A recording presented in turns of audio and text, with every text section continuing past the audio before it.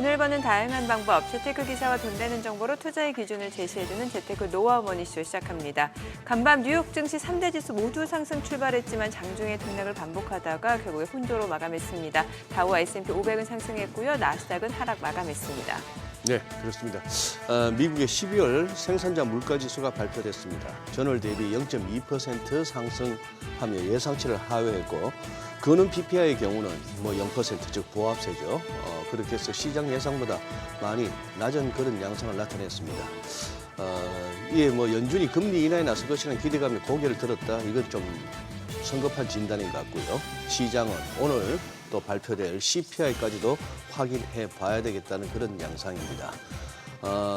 지금 이제 장중 흐름이 굉장히 등락이 몇 번에 걸쳐서 일어나는 그런 좀 불안한 모습이었고요. M7 종목도 일제히 하락했습니다만 다른 무량주들이 또 유틸리티 업종들이 또 올라가면서 지수가 버텨내는 양상이었습니다. 네, 어제 국내 증시 코스피, 코스닥 모두 올랐습니다. 코스피는 0.3% 그리고 코스닥은 1% 넘게 올랐습니다. 외국인 기관과 또 개인 투자자 간의 수급은 엇갈린 모습이었는데 개인 투자자 유가증권 시장에서 순매수를 나타냈고요. 외국인과 기관은 코스닥에서 매수 우위를 보여줬습니다. 양시장에서는 LG 에너지솔루션, 에코프로비엠 등 2차 전지 관련주들이 강세를 나타냈고 미국과의 협력 기대감 속에서 조선주 또 조선기자재까지도 상승하는 모습이었습니다. 그래서 오늘 국내 증시는 어떤 흐름을 나타내는지 체크해 보시면 좋을 것 같습니다. 오늘 업종 돋보기에서는 최근 혼조세를 보이며 기술주의 약세가 두드러진 뉴욕 증시, 또 경제 지표와 줄어든 금리 인하 기대감이 따른 흐름 등 여러 가지 전망과 또 주목할 업종에 대해서 알아보겠습니다. 네, 지금 보고 계신 머니쇼는 SBS 비즈앱과 유튜브에서 실시간 시청이 가능합니다. 더 많은 국내 주식 정보 받아보실 분들은 카카오톡 채널 머니랩을 추가하시기 바랍니다. 그럼 먼저 빠르게 돌아가는 글로벌 증시 상황부터 정리해볼까요? 최주연 아나운서 소식 전해주시죠. 굿모닝 마켓입니다. 뉴욕 증시는 예상치를 밑돈 생산자 물가지수에도 오늘 혼조세로 마감했습니다. 장 초반 3대 지수는 강세로 출발하긴 했지만 일단 오늘 저녁에 나올 CPI 보고서에 대한 경계감이 시장의 부담으로 작용했습니다. 마감 상황 보면 다우지수와 S&P 500 지수는 각각 0.52%, 0.11% 올랐고요. 나스닥 지수는 0.23% 빠지면서 5거래일 연속으로 내렸습니다. 시총 상위 종목은 대체로 하락세로 마감했습니다. 엔비디아는 AI칩 수출 규제에 따른 여파가 오늘까지 이어지면서 1.1% 떨어졌고요. 애플과 마이크로소프트 등 나머지 기업들도 모두 하락으로 마감했습니다. 시총 6위부터도 보면 장 초반 상승세를 보이던 테슬라는 장 후반으로 갈수록 시장의 열기가 빠지자 상승폭을 모두 반납했고요. 브로드컴도 오늘 소폭 하락세를 기록했습니다. 또 일날 들리는 비만 치료제 수요가 줄어듦에 따라서 지난해 매출 가이던스를 큰 폭으로 하향 조정하자 오늘 큰 폭으로 떨어지면서 시총 10위권 밖으로 밀려났습니다. 한편 오늘 공개된 데이터들은 모두 시장에 긍정적이긴 했습니다. 우선 소비자 물가지수의 선행지표로 불리는 이 도매 물가지수는 예상 밖으로 둔화세를 보였습니다. 헤드라인 PPI는 전월 대비 0.2%, 전년 대비로는 3.3%로 상승하면서 모두 예상치를 밑돌았고요. 에너지와 식품을 제외한 근원 PPI 역시 전월 대비 보합세를 보이고 전년 대비로는 3.5% 오르면서 전망치를 하회했습니다. 이렇게 이번 수치가 낮게 나온 것은 지난달에 조류 독감으로 오른 식품 가격이 크게 둔화세를 보였기 때문입니다. 다만 생산자 물가지수에서 중요하게 봐야 하는 것은 PCE 가격지수에 측정되는 요소들인데요. 이 항목들은 다소 엇갈린 것으로 나왔습니다. 병원 진료비와 의사 서비스, 포트폴리오 관리 비용은 변동이 없거나 소폭 오르는 데 그쳤지만 항공료는 7.2% 오르면서 2022년 3월 이후 가장 큰 폭의 상승세를 나타냈습니다. 이를 보고 투자은행 에버코어는 12월 PCE 데이터는 예상보다 낮게 나온 PPI 지표로 크게 수혜를 보진 않을 것이라고 언급했는데요. 그런 만큼 이번 CPI 지표가 매우 중요하게 작용할 것이라고 말했습니다. 실제로 오늘 CPI 지수가 시장 방향성을 크게 좌우할 것이라고 전문가들은 입을 모으고 있는데 SWBC 인베스트먼트 서비스는 모든 시선이 이번 소비자 물가지수에 쏠려 있다면서 최근에 나온 CPI 데이터 중 가장 중요할 것이라고 언급했습니다. 또 시티그룹은 이번 CPI 지표에 따라서 S&P 500 지수가 어느 방향으로든 1% 정도 움직일 것이라고 보인다고 언급한 만큼 시장 변동성에 대비하셔야겠습니다.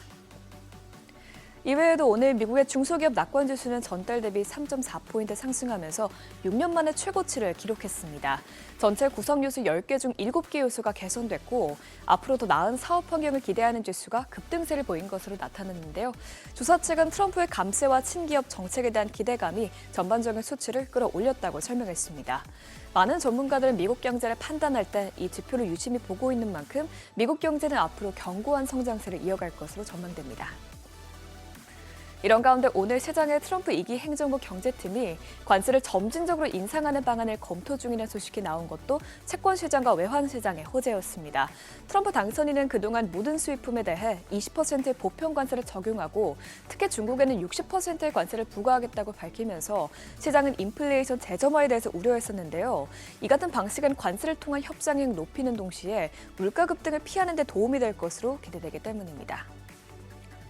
이 보도와 함께 오늘 인플레이션 압력이 완화되는 지표가 나오자 국채 수익률은 소폭 떨어졌습니다. 10년물 국채 수익률은 오늘 0.02%포인트 떨어졌고요. 2년물 국채 수익률은 0.03%포인트 내렸습니다. 달러 인덱스도 공격적인 관세 인상에 대한 압박이 줄어들자 하락했습니다. 현재 시간 오후 5시 기준 달러 인덱스는 0.72% 내렸습니다. 국제유가는 이스라엘과 하마스 간 휴전 협상이 타결될 가능성이 커지자 1% 넘게 내렸습니다. WTI와 브렌트유는 각각 배럴당 77달러, 80달러 선에서 마감됐습니다. 내일장은 CPI 지표뿐만 아니라 JP모건 등 대형 은행사들의 4분기 실적 발표가 시작돼 매우 바쁜 하루가 될 것으로 보입니다. 현재 팩트셋에서는 은행들의 이익이 전년 동기 대비 187% 성장할 것으로 추정하고 있고요. 금융 섹터는 S&P 500 11개 섹터 중에서 가장 높은 연간 수익률을 나타낼 것이라고 보고 있는데요. 이번 어닝 시즌이 투자 심리를 끌어올려줄지 지켜보시죠. 굿모닝 마켓이었습니다.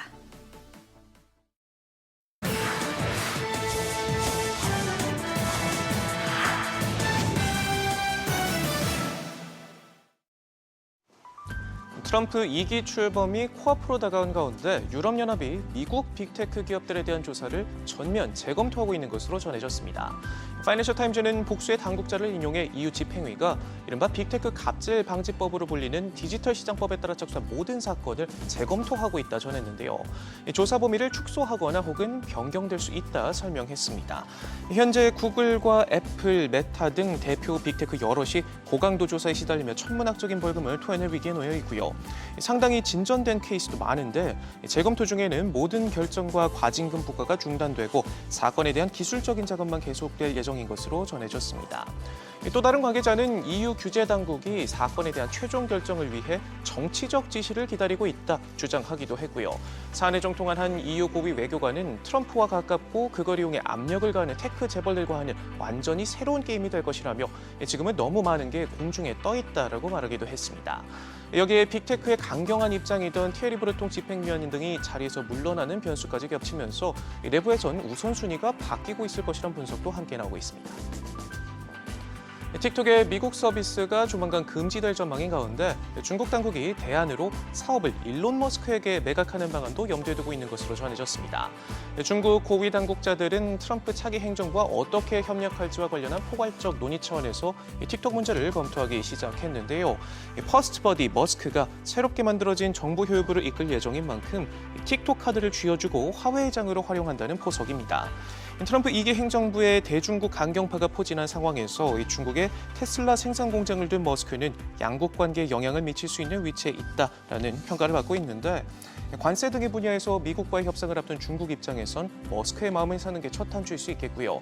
중국 외교부 대변인 역시 틱톡 매각설에 대한 정부의 입장을 묻는 질문에 가정적 질문에 답하지 않겠다면서도 미국이 시장 경제를 지켜야 한다 에둘러 표현했고 틱톡 측은 완전한 허구라며 부인했지만 중국 당국이 이번 사안과 관련해 기업의 핵심 의사결정에 영향력을 행사할 수 있는 이른바 황금줄을 보유하고 있는 만큼 입김에서 자유로울 수 없다는 분석이 나옵니다.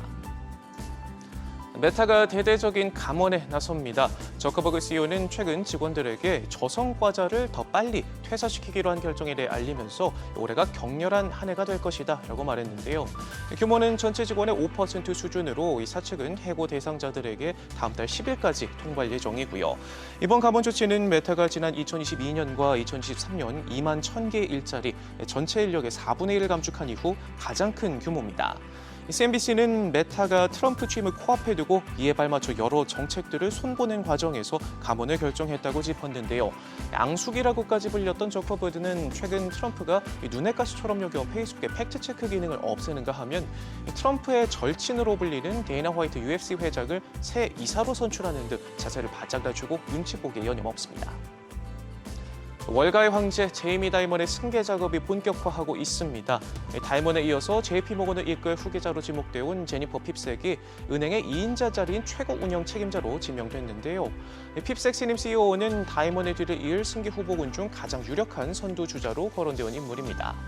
다만 현 시점에서 차기 CEO로 거론되는 것에 거부감을 표하면서 다이먼을 보좌해 맡은 CEO 업무에 집중하겠다는 의사를 피력한 것으로도 전해졌는데요.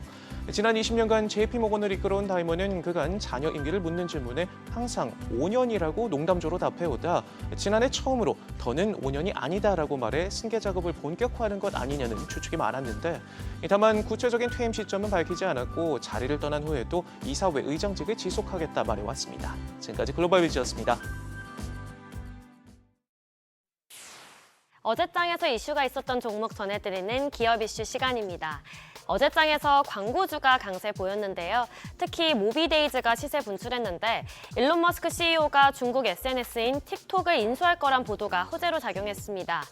틱톡이 미국에서 퇴출 위기에 놓인 가운데 머스크가 현지 사업을 인수하는 방안을 고려하고 있다는 건데요. 현재 틱톡은 미국 내에서 서비스 금지에 직면해 있죠. 오는 19일부터 틱톡 금지법이 발효되기 때문인데요. 틱톡 금지법은 미국 정치권을 중심으로 미국인 틱톡 이용자의 정보가 중국 정부로 흘러가서 국가안보에 위협이 될 수 있다는 우려에서 추진됐습니다. 만약 머스크가 틱톡을 인수하게 된다면 이를 덜 수 있을 것으로 보이는데요. 모비데이즈는 지난 2021년부터 틱톡의 공식 파트너사여서 관련주로 분류되는 만큼 이 소식에 주가가 폭등한 것으로 분석됩니다. 관련주와 함께 보면 모비데이즈가 상한가 기록했고 와이즈버즈가 21% 넘게 올랐고요. 드림인사이트와 차이커뮤니케이션도 10% 넘게 올랐고 플레이디가 9.63% 강세 보였습니다. 2차 전지도 좋은 흐름 보였습니다. LG 에너지 솔루션의 어닝 쇼크로 하락한 뒤에 저가 매수세가 유입되는 모습이었는데요. 테슬라의 차량 판매량 호조 소식이 투자 심리를 개선했습니다. 테슬라는 작년에 177만 대의 차량을 인도하면서 167만 대를 판매한 아우디를 제쳤는데요. 이것이 전기차 캐즘 완화로 해석되면서 투자자들이 2차 전지 매수에 나섰습니다. 이런 가운데 테슬라가 출시하는 신형 모델 Y에 국내 소재 업체들의 배터리가 탑재된다는 소식도 전해졌는데요. 국내 업체인 LNF가 양극재를, 대주전자 재료가 실리콘 음극재 공급을 맡는 것으로 알려졌습니다. 그러면서 2차 전지 업계의 전반적인 수혜가 기대되고 있는데요. 관련주 살펴보면 대주전자 재료가 20% 가까이, 율촌화학이 13.96% 올랐고요. 에코앤드림이 10.9%, LNF가 10.42%, 또 성우가 8.11% 상승했습니다. 트럼프 당선인의 취임을 앞두고 트럼프 정책 관련해서 우리 증시도 영향을 받고 있죠. 그런데 트럼프 관세에서 자유로운 이른바 트럼프 프리존에 들어간 종목이 있습니다. 바로 음원 음반주인데요. 유진투자증권은 엔터주가 본질적으로 기초 체력이 개선되고 있다며 어떤 종목을 사야 할지 고민할 시기라고 언급했습니다. 현대차증권은 그중 하이브를 탑픽 종목으로 꼽았는데요. 최근 리스크들이 잠잠해지고 또 모든 멤버가 군복무를 마친 BTS가 6월부터 완전체 활동에 들어갈 거란 소식을 긍정적으로 봤습니다. 또 SM엔터테인먼트의 경우 2월 24일에 걸그룹 하츠2 하츠를, JYP 엔터테인먼트는 오는 20일 보이그룹 킥플립을 공개하는데요. 관련 모멘텀이 계속 있을 것으로 보이면서 밝은 전망이 예고됐습니다. 마감 상황 보면 JYP 엔터가 7% 넘게, SM이 6.94% 올랐고요. 지니뮤직과 CJ E&M이 5% 넘게 상승했고 YG 플러스가 3% 넘게 올랐습니다. 마지막으로 유리기판주는 최태원 SK그룹 회장이 CES 2025에서 SKC의 유리기판 사업과 관련해서 긍정적인 메시지를 내면서 기대감이 몰렸는데요. 여기에 더해 최근 엔비디아의 차세대 AI칩 블랙웰의 발열 문제가 부각되면서 더욱 주목받고 있습니다. 현재 발열 문제로 MS와 아마존 등 주요 고객들은 일부 주문을 줄이거나 연기한 상황인데요. 발열 문제는 고성능 반도체 칩의 안정성과 효율성에 직접적인 영향을 미치며 이를 해결하기 위한 대안으로 유리기판이 떠오르고 있습니다. 현재 초기 단계긴 하지만 AI와 데이터 센터 발전에 따라 장기적으로 확대될 가능성이 큰데요. 국내 기업으로는 피롭틱스와 HB 테크놀로지가 특히 주목받고 있습니다. 마감 상황 보면 피롭틱스가 8.2% 시세 분출했고 SKC가 4.84%, 미래컴퍼니가 4.46% 올랐고요. 마지막으로 기가비스와 HB 테크놀로지가 3% 넘게 올랐습니다. 지금까지 어제장 이슈 전해드렸습니다.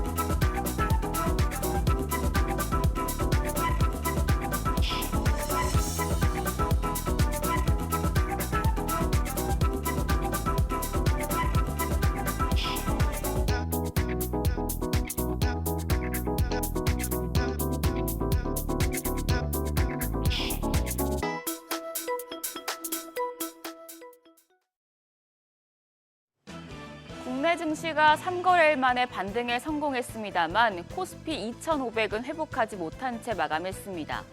주식시장 형님인 코스피보다는 아우인 코스닥 쪽 수익률이 훨씬 더 높았는데요. 오랜만에 2차 전지단이 큰 폭으로 오른 영향이었습니다. 다만 간밤 뉴욕 증시에서 전기차 관련주가 일제히 하락한 터라 오늘까지 2차 전지 상승을 기대하긴 어려워졌고요. 정치적인 불안도 커지고 있어서 변수가 많은 날이 되겠습니다. 어제장 복귀하면서 투자 포인트들 체크하시죠. 코스피가 0.31% 올라 2,500선 턱 밑에서 마무리됐고 코스닥은 1.4% 가까이 올랐습니다. 양시장에서 1,500개가 넘는 종목이 상승하며 시장 전반적으로 온기가 돌았습니다. 앞서 미국 국채금리가 급등하고 달러 인덱스도 오르는 등 매크로 하방 압력이 강하게 나타났지만 트럼프 경제팀의 점진적인 관세 인상 가능성에 대한 보도가 안도 요인으로 작용했습니다. 다만 코스피 2,500을 넘기지 못한 데는 외국인의 매도세가 영향을 미쳤습니다. 유가증권 시장에서 메이저 수급 주체의 양 매도가 나왔습니다. 외국인은 3천억 원 가까운 매도 우위를 기록하면서 시장 상단을 제한했습니다. 기관도 580억 원 팔자세였습니다. 개인만 홀로 3천억 원 가까이 사들였습니다. 반면 코스닥 수급 상황은 정반대였습니다. 외국인과 기관의 쌍끌이 매수세가 유입됐는데요. 외국인이 774억 원 순매수했고 기관도 623억 원 사자세 기록했습니다. 개인 투자자만 1,400억 원 매도 우위였습니다.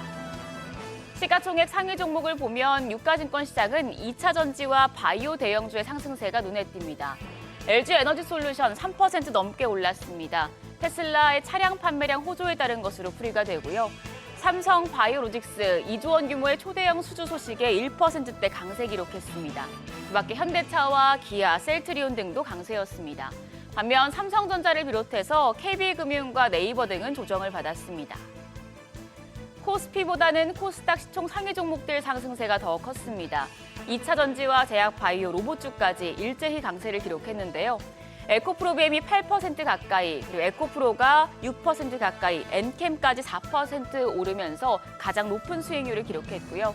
시총 1위 알테오젠을 비롯해서 HLB와 리가캠바이오, 삼천당제약 등 제약 바이오주도 JP모건 헬스케어 컨퍼런스 영향으로 상승했습니다.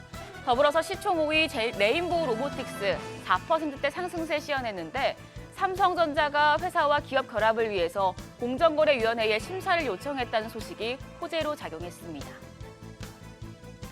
환율은 내렸습니다. 정기장 마감 시간 달러 기준 7원 60전 떨어져서 1,463원 20전에 거래를 마쳤습니다. 앞서 달러 인덱스가 110선을 넘는 등 달러화 가치가 크게 올랐었지만 트럼프 행정부의 점진적 관세 인상 검토 소식과 중국의 위안화 강세가 시장 레벨을 낮췄습니다. 이후에 야간 거래에서 환율은 1,450원대까지 떨어지는가 싶더니 소비자 물가지수 발표를 앞둔 경계감에 막판 반등 흐름이 나타났습니다. 다만 오늘 새벽 6시 기준 역외 환율은 1,450원 20전을 기록했는데요. 외환시장 1,460원대 초반에서 문을 열 가능성이 높겠습니다. 어제 국내 증시 외국인의 영향력을 다시 한번 확인할 수 있었습니다. 코스피 오후 들어 반등하긴 했지만 외국인 수급이 부재했기 때문에 2,500을 회복하진 못했죠. 하나증권은 외국인 수급과 관련된 퀀트 보고서를 내놨는데요. 외국인의 바이코리아를 기다리며 어떤 전략을 취해야 하는지 참고하시죠.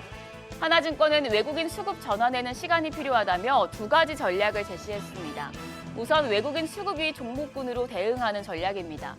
코스피 외국인 순매수 금액이 낮아질 때 외국인은 3개월간 순매수한 상위 종목군은 오히려 오르는 경향을 보여왔기 때문인데요. 하나증권은 외국인 수급이 유입되는 종목 중에서 기관 빈집과 실적 상향 등의 여러 요인을 고려해서 종목들을 스크리닝했습니다. 현대로템과 파마리서치, 효성중공업 등이 여기에 해당하는데요. 체크하시고요. 더불어서 미국 매출 비중이 높은 미국 관련주도 눈여겨보라고 조언했습니다. 경험적으로 미국의 GDP 성장률과 한국의 미국 매출 비중 상위 종목과의 성과는 같이 가기 때문입니다. 작년 미국향 매출액 비중이 높은 종목으로는 SK바이오팜과 SK하이닉스, 기아, 현대차, HMM 순인데요. 이 부분까지 체크하시죠. 그럼 오늘 개장 준비하겠습니다. 오늘 밤에 미국의 기준금리 결정에 중요한 CPI, 소비자 물가지수가 발표됩니다. 이를 앞두고 경계감이 커질 수 있겠는데요. 우리나라에서는 가상자산위원회가 법인계좌 허용 관련 논의에 들어가고 LG디스플레이가 실적을 발표합니다. 한편 윤석열 대통령에 대한 2차 체포영장 집행을 두고 한남동 대통령 관저에서 공수처와 경찰, 경호처가 대치하고 있어 정치적인 불확실성이 높아질 수 있겠습니다. 한편 어제 시간의 거래에서는 HLB와 자율주행 관련주가 강했습니다. HLB의 간암 신약 허가를 위한 미국 식품의약국 FDA의 마지막 관문인 제조 및 품질 관리 실사가 완료됐다는 소식이었 때문이었는데요. HLB 그룹주 전반적으로 들썩이는 모습이었습니다. 다만 자사 간암 1차 치료 신약 후보 물질인 리보세라닙의 변용 물질이죠. 항서제약의 캄렐리주맙에 대해서 이 세 가지 경미한 상황에 대해서 개선 요청을 받은 것으로 알려졌기 때문에 이 부분에 대한 불확실성은 아직까지 남아있는 상황입니다. 또 자율주행 관련주의 경우 트럼프 대통령 당선인이 취임하면 관련 규제가 완화될 것이란 전망에 강한 모습 보여줬는데요. 오늘까지 이런 흐름 이어갈지 지켜보셔야겠습니다. 시장 큰 악재는 없지만 CPI에 대한 경계감, 또 정치적인 불확실성 확대 등으로 고려해야 할 요인이 많아졌습니다. 장중에 외국인 수급과 환율 면밀히 살피면서 시장 대응하시죠. 지금까지 어제장 오늘장이었습니다.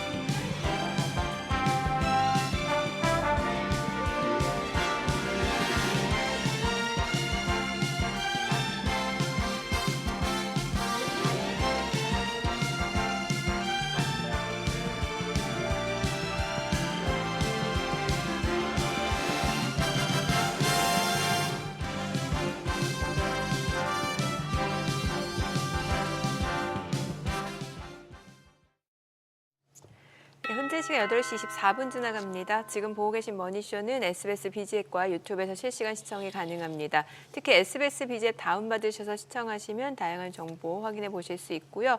또 국내 주식 정보까지 체크해 보고 싶으신 분들은 카카오톡 채널에서 머니랩 검색하셔서 친구 추가하시기 바랍니다. 가만 미국 뉴욕 증시 지금 이제 PPI 생산자 물가지수 나왔는데 이 지표 자체는 크게 시장에 영향을 주지 못했던 것 같고 이제 CPI 발표를 앞두고 있는 상황이고 무엇보다도 이 트럼프 당선인 취임이 다가올수록 미증시가 방향을 좀 잡지 못하는 상황인 것 같네요. 네. 이래저래 어제 PPI만 갖고는 안심 네. 못하겠다는 분위기 갖고 CPI도 보겠다는 얘기인데 그렇죠. 글쎄요. 저는 개인적으로 이제 며칠 남지 않은 다음 주 월요일 날 네. 트럼프 대통령의 취임 이후에 이제 시장이 진짜 제대로 그렇죠. 방향을 잡지 않을까 싶기도 하네요. 오늘은 뭐 그런 내용도 좀 한번 두루두루 짚어봤으면 싶기도 한데. 그렇죠. 여러 가지 뭐 거시 상황이라든지 아니면 이제 트럼프 당선인 취임과 관련해서 네. 이게 사실 증시의 가장 큰 이벤트죠. 큰 이벤트죠. 예. 예, 그렇습니다. 예. 체크해 보도록 하죠. 오늘 디메전 투자자문 투자부문 송대경 대표님 함께합니다. 어서 오세요. 어서 오세요. 안녕하세요. 대표님. 예.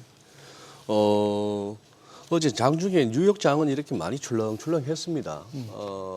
뭐 출렁출렁할 만한 어떤 그 심리를 어떻게 해석하세요? 예, 어제 그러니까 지난 주말 네. 그다음에 뭐 이번 월화 뭐 이렇게 흐름을 봤을 때 사실은 미국의 그 트럼프 당선 랠리 네. 조금 네. 길게 보면 11월 초부터 작년 11월 초부터 상당히 역대급으로 사실은 올랐었지 않습니까? 네. 이런 표현이지만 다 토해냈습니다. 지금 어허. 잘 돌이켜보면 지금 정도 수준이 11월 초 수준으로 완전히 되돌아가 버렸거든요. 그러네요. S&P 500 그러네요. 지수가. 네. 그렇게 놓고 보면 시장이 상당히 희망, 트럼프 향후 4년에 대한 기대감 감싸해주고 약달러 만들어주고 그다음에 뭐 수출도 진흥시키고 뭐 여러 가지 그 규제 완화하고 이런 기대감으로 급등을 했다가 예. 이제 현실 체크를 하고 거기에 더불어 최근 들어서는 올해 생각보다 미국의 장기 금리가 지속적으로 우상향할 우려, 걱정 이런 것들이 현실화되면서 예.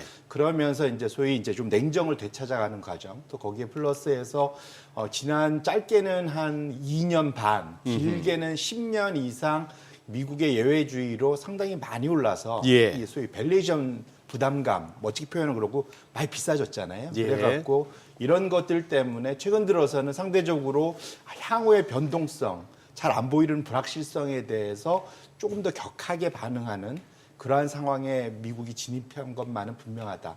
이렇게 정리를 해볼 수 있을 것 같습니다. 그러네요. 지금 아닌 게 아니라 뭐 차트가 한눈에 보여줍니다만 딱 11월 5일 레벨까지 S&P 500이나 다우지수는 다 내려가 버렸고 나스닥은 조금 그거보다는 위긴 합니다만 결국 트럼프 당선 확정 이후에 왔던 랠리는 그 상승폭을 그냥 지수 자체는 다 까먹어 버렸네요. 맞습니다. 대표님 보시기에 월요일 날 다음 주 월요일 날 취임하자마자 행정명령 몇 개 나올 것 같습니까? 뭐 얘기는 한 20개까지도 얘기가 나오는데 뭐 분야별로 보면은 지금까지 예측되는 건 사실은 트럼프의 대전략은 불확실성인 거잖아요. 상대방으로 하여금 네. 예측 못하게 해서 네. 이렇게 치면 뒤통수를 치는 그래서 이제 본인이 원하는 거 얻어내는 이제 이것이 트럼프의 소위 그 거래의 기술 뭐 이렇게 볼 수 있을 것 같은데 대충 예상되는 것들은 가장 큰 거는 이민과 관련된 거. 가장 큰 거는 네. 불법 이민과 관련된 예. 이거 이슈가 1차적으로 좀 가장 클 것 같고요. 그다음에 두 번째로는 에너지와 관련된 것이 많이 나올 것 같습니다. 예. 소위 환경 보호 차원에서 미국 내에서 개발이 막혀 있던 부분을 대폭적으로 완화해 주는 전략. 이제 이런 것들이 좀 많이 나올 수 있을 것 같고요. 예. 그다음에 시장에서 이제 사실 얘기하는 이제 관세와 관련된 거 이런 것들은 어찌 보면 좀 부차적일 수도 있을 것 같습니다. 그래서 시장에 당장 영향을 미칠 건 이 앞부분, 소위 이민과 에너지와 관련된 거 이런 것들 행정명령 자체가 오히려 올해나 적어도 한 2년간의 미국의 그런 노동시장이나 그다음에 전 세계 에너지 가격에 영향을 미칠 수 있기 때문에 관세와 관련된 것들에 지금 시선이 쏠려 있는 상태에서 이런 부분이 조금 더 시장에 영향을 줄 거고 말씀 주신 대로 트럼프 취임 이후에 방향을 잡기까지는 사실은 생각보다는 시간이 걸릴 수 있습니다. 왜냐하면 행정명령에서 나오는 실제적인 것들이 시장에 어떤 영향을, 경제에 어떤 영향을 미치는지 이제는 계산이 될 거잖아요. 예. 계산이 되는 시기에 가면은 주가는 못 움직입니다. 아시겠지만. 아하, 왜냐면은 이제 숫자로 이제 예. 계산이 되면은 통상적으로는 기대감으로 갈 수 있는 폭이 확 줄어들지 않습니까? 예. 네. 그런 측면에서는 적어도 오히려 트럼프 취임 이후에 과거의 경험상 한 3, 4개월 정도는 횡보 국면이 나타날 수 있다는 것을 투자자분들이 적어도 미국 시장에서는 염두에 두실 필요가 있겠다 이렇게 말씀드립니다. 사실 뭐 진짜 취임 이후에 취임 전에 이렇게 저렇게 예상하고 전망했던 것과 많이 달라질 수도 있다는 것은 어제도 확인이 됐지 않습니까? 어제 중국 증시, 홍콩 증시 그렇게 급등하고 우리도 뭐 2차 전지가 또 이렇게 튀어오르고 했던 것 중에 제일 중요했던 뉴스가 그거 같은데 블룸버그 보도였지 않습니까?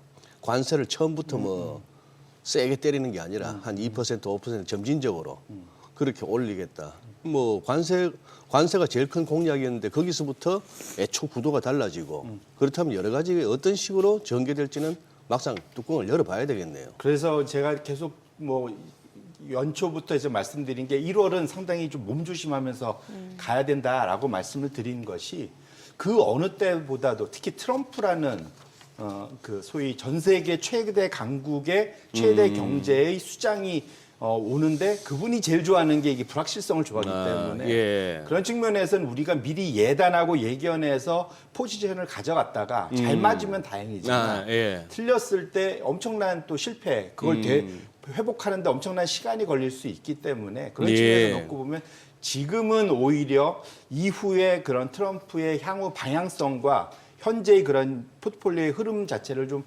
주가의 흐름을 좀 보실 필요가 있는데 연초 이후에 사실은 보시면 미국의 지금 1, 2등 업종이 에너지하고 건강관리입니다, 사실은. 근데 헬스케어죠. 예, 네. 건강관리가 대표적으로 트럼프 피해 업종이라고 다들 뭐 예, 나름 그러니까. 생각들 했었는데 예. 전혀 반대로 가고 있지 않습니까? 에너지야 뭐 일부 예측은 했지만 그래서 그렇게 놓고 본다면 지금 시장에서 원래 트럼프가 되면 기대했던 것들에 대한 시장의 전면적인 재평가, 재검토 이런 것들이 트럼프 취임 이후에 한 2, 3개월간은 진행될 수 있어서 오히려 그런 것들을 좀 더 체크하실 필요가 있겠다 이렇게 말씀드립니다. 네. 뭐 미증시는 사실 이제 뭐 올해 들어서 좀 분위기가 바뀌는 상황이고 이제 트럼프 취임식 이후에 뭔가 좀 방향을 잡을 것으로 예상이 되는데 국내 증시는 사실 지난해까지만 해도 그렇게 좋지 못하다 보니까 올해 1월 들어서는 오히려 역으로 굉장히 좋단 말이죠. 맞습니다. 예. 제가 올해 한국 시장이 오히려 좋을 거다라고 예. 얘기하는 소수 의견 중에 하나였는데 네네. 다행스럽게 연초 이후에는 좀 뭐랄까 일단 첫 단추를 잘 깨운 것 같습니다. 지금 차트를 제가 오래간만에 이 차트를 준비해봤는데 연초 이후에 한국 시장이 제가 비교하는 주요국들 중에서 1등을 하고 있습니다. 어허. 정말 다행이다 생각을 네. 하고 있고요. 물론 이제 지난주 한 금요일부터는 조금 조정을 받고 있긴 하지만 어쨌거나 이제 한국 시장이 확실한 압도적인 이제 1등을 하고 있다 보셔야 될 것 같고 반면에 작년에 우등생들 네. 잘했던 미국인, 일본, 대만 그 다음에 그 또 중국 뭐 이런 데들이 전반적으로 연초 이후 성과는 상박보다는 순위에서 많이 밀리는 하위권에 가 있다라는 것을 확인하실 수 있습니다. 하나의 장표에서 이렇게 보면 결론적으로는 확실히 낙폭과대가 최대의 그러한 이제 기회 요인인 것만은 이제 확실히 잡혀졌고 특히 올해 한국 시장에 외국인들이 기대하는 것만은 뭐냐면 환율은 이미 많이 높아졌어요. 우리 네. 입장에서는 힘든데 여기에서 추가적으로 환율이 급등만 하지 않으면 유지만 되면은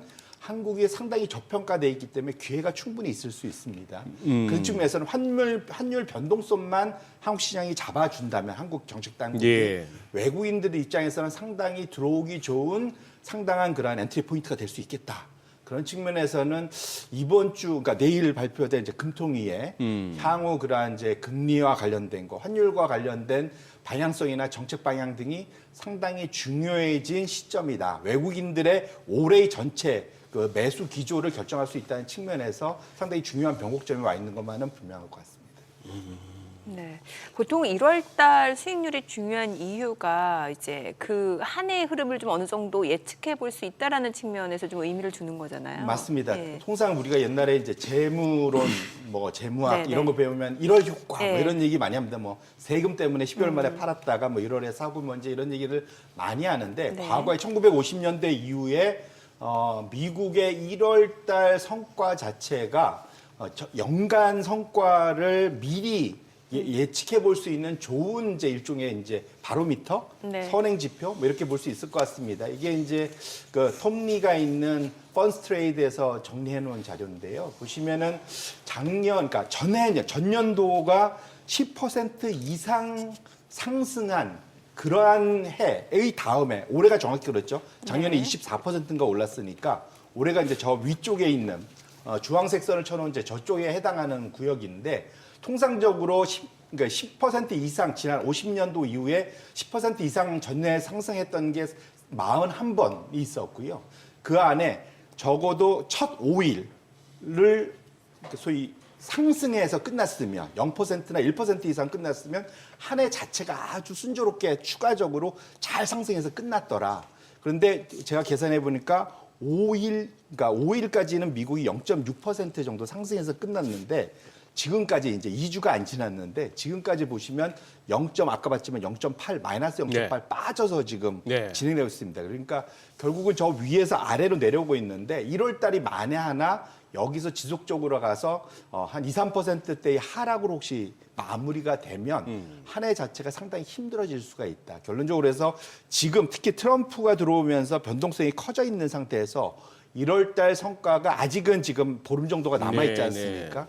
보름이 어떻게 되느냐를 보시고 본격적인 포트폴리오의 그런 비중을 구축해 나가는 것이 오히려 좀 더 안전한 전략일 수 있다는 측면에서 1월 달에 너무 욕심 가지고 섣불리 포지션을 가져가시는 것은 스스로를 위험에 노출시킬 수 있어서 꼭 염두해 주시면 좋을 것 같습니다. 요즘 들어서 이제 가장 이렇게 또 정시를 갖다 움직이는 그 모멘텀으로 이제 금리, 국채 수익률 얘기를 하는 거 아닙니까? 지금 이제 두 가지 측면에서 이제 여쭤봐야 될 것 같은데 이게 지금 국채 수익률이 막 오르는 이 현상이 미국만의 문제가 아니고 주요 선진국들에 공통적으로 나타나고 있고요. 또 하나 굉장히 이례적인 게 연준의 정책 금리 인하기에 오히려 시장 금리가 반대로 급등하고 있다는 얘기죠. 이 두 개를 갖다가 이제 좀 이해를 해야 시장 대응이 좀 편할 것 같은데. 맞습니다. 이게 이제 그러니까 JIRP이라고 하죠. ZIRP, 제로 인터레스트 레이트 그런 팔러시. 이거가 지난 그러니까 2008년도 금융위기에 전 세계에 확산되었던 예. 그러니까 제로 금리를 진행했다는 의미는 뭐냐면 미국 각 나라의 선진국의 정부가 부채를 어마어마하게 그 사이에 늘려왔다는 얘기죠. 네, 사실은 네. 제로 금리를 유지시켜주면서 그래서 부채로 모든 걸 해결을 해왔었는데 결국은 네. 이것이 시간을 지나면서 좀 부메랑으로 좀 다가오고 있는 그것만은 분명하다 말씀을 드리고 싶고요. 아까 잘 언급해 주셨듯이 지금 금리가 특히 시장 금리가 올라가는 게 미국만의 이슈는 아니고 차트를 보시면 네. 저 영국 제일 파란색 제일 많이 올라가 있는 게 지금 영국이 가파르게 우상향하고 있고요. 빨간색 선이 미국, 그다음에 거의 같은 속도로 지금 올라가고 있습니다. 저 아래 프랑스와 독일조차도 올라가는데 독일은 그나마 헌법상으로 과거에 그 엄청난 인플레이션, 하이퍼 인플레이션 예. 고민 때문에 상대적으로 부채 늘리기가 쉽지 않은 나라라서 상대적으로 낮은 금리가 그나마 유지됨에도 네. 지금 딸려서 올라가고 있는데 대표적으로 좀 프랑스나 영국이 재정 적자 커지고 올해 지금 새롭게 그 극우 정당들이 정파들 또는 노동당 영국들이 들어오면서 이게 재정의 추가적인 적자가 늘어날까 봐 걱정하면서 지금 우상향하고 있는 거거든요. 네. 미국도 사실 어찌 보면 비슷합니다. 트럼프 지금 2기에서 얘기하는 것이 재정 적자를 절반으로 줄이겠다고 하지만 서서히 최근 들어서 보면 말하는 거 보면 그 앨런 머스크가 네. 얘기하는 게 슬슬 좀 뭐랄까 이게 2조 줄이기가 만만치 않아요라는 얘기를 슬슬 좀 흘리고 있거든요. 네. 그 뭐 만만한 일은 아니죠.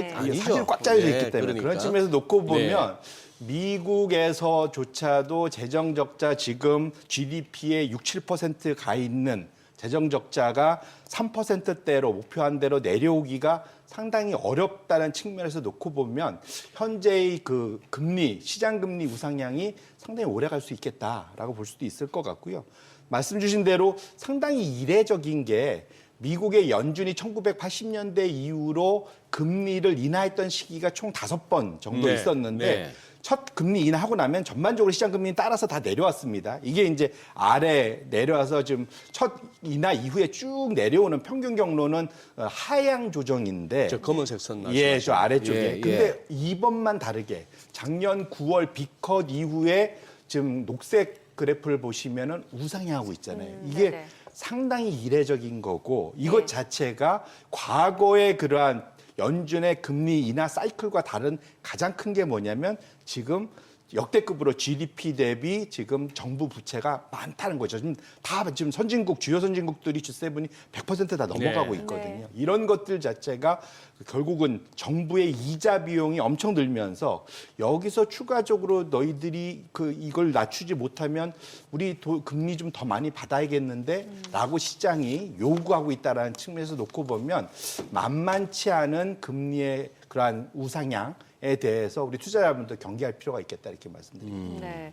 과거 이제 연준이 그 50pp B컷을 단행했을 때 그 배경을 놓고 보면은 그 당시 고용을 좀 걱정했단 말이죠. 고용 시장이 좀 둔화될 걸 걱정하면서 50bp를 인하했는데 그 이후에 최근에 나온 지표 보면은 최근에 나온 그 비농업 부분 고용 상황 굉장히 좋단 말이죠. 맞습니다. 그러니까는 오히려 지금 10년물 국채 수익률이 가파르게 올라가고 있는 상황이고 이게 고용 지표와 좀 뭔가 연동되는 흐름인 것 같다는 생각이 들거든요. 맞습니다. 사실은 시장 금리는 크게 두 부분으로 볼 수 있는데 실질 금리랑 인플레이션. 네네. 근데 실질 금리에 해당하는 게 어찌 보면 고용과 관련된 네. 거라고 볼 수 있겠죠. 그래서 지금 오히려 예상 밖으로 지난 주말에 발표되었던 미국의 그 실업률 오히려 떨어지고 그다음에 신규 일자리 창출은 예상보다 2배나 높고 네. 사실은 이제 이런 것들을 볼 수 있는 게 우리가 경제 서프라이 지수라는 게 있듯이 인플레이션 서프라이즈 지수 또 고용 서프라이즈 지수도 있습니다. 그래서 네. 예상보다 더 높냐 낮냐를 갖고 서프라이즈냐 샥이냐 볼 수 있는데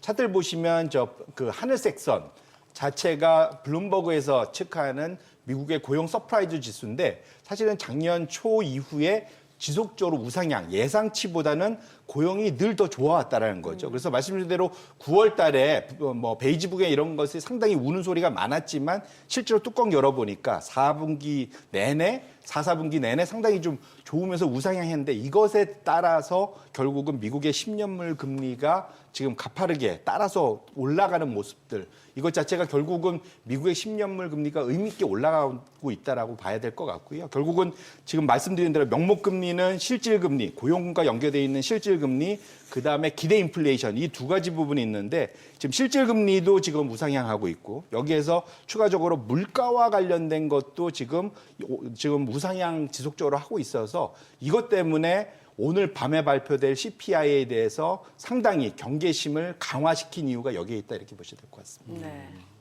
지금 지난 금요일 날 발표됐던 고용지표, 12월 고용지표 대표님 보시기에는 진짜 표면적으로는 굉장히 좋았는데 그냥 좋다고 그냥 받아들이면 됩니까? 그러니까 사실은 그게 이제 미국의 최근 통계치 자체들이 상당히 뭐랄까 변동성이 커졌어요. 보시면 나중에 가서 아시겠지만. 확 뒤집어 버리니까. 그러니까요. 예. 예. 그래서 근데 중요한 거는 당장의 그러한 예. 그 시장의 기대치에 비해서 높았다는 게 의미가 있거든요. 그런 측면에서 놓고 보면 이게 지나고 나면은 또 잊어먹습니다, 사실은. 그런 측면에서 놓고 보면 미국의 그러한 통계치들이 예산도 줄이고 네. 그런 점에서 거기에 대해 응하는 사람들도 줄고 이러다 보니까 상당히 이제 에러 텀이라고 하나요? 네. 이런 것들이 오차가 좀 커지면서 이런 것들 자체가 시장의 변동성을 더 키우는 방향으로 가고 있는 것만은 분명한데 말씀 주신 대로 고용이 이렇게 좋다가 또 훅 꺾일 수도 있는 상황이라서 또 이번에 제가 아까 말씀드린 대로 트럼프의 행정명령이 이게 어떤 방향으로 튈지 특히 그 불법 이민과 관련돼서 하는 것 자체가 올해 고용시장의 추가적인 공급 노동 공급이 줄어들 수 있는 방향도 갈 수 있잖아요. 네. 그러면은 오히려 좀 강화시킬 수 있는 고용을 좀 더 타이트하게 만들 수 있는 것도 있기 때문에 예. 그런 측면에서 놓고 보면 이번 행정명령이 지속적으로 좀 영향을 미칠 수도 있겠다 이렇게 말씀을 드립니다. 네.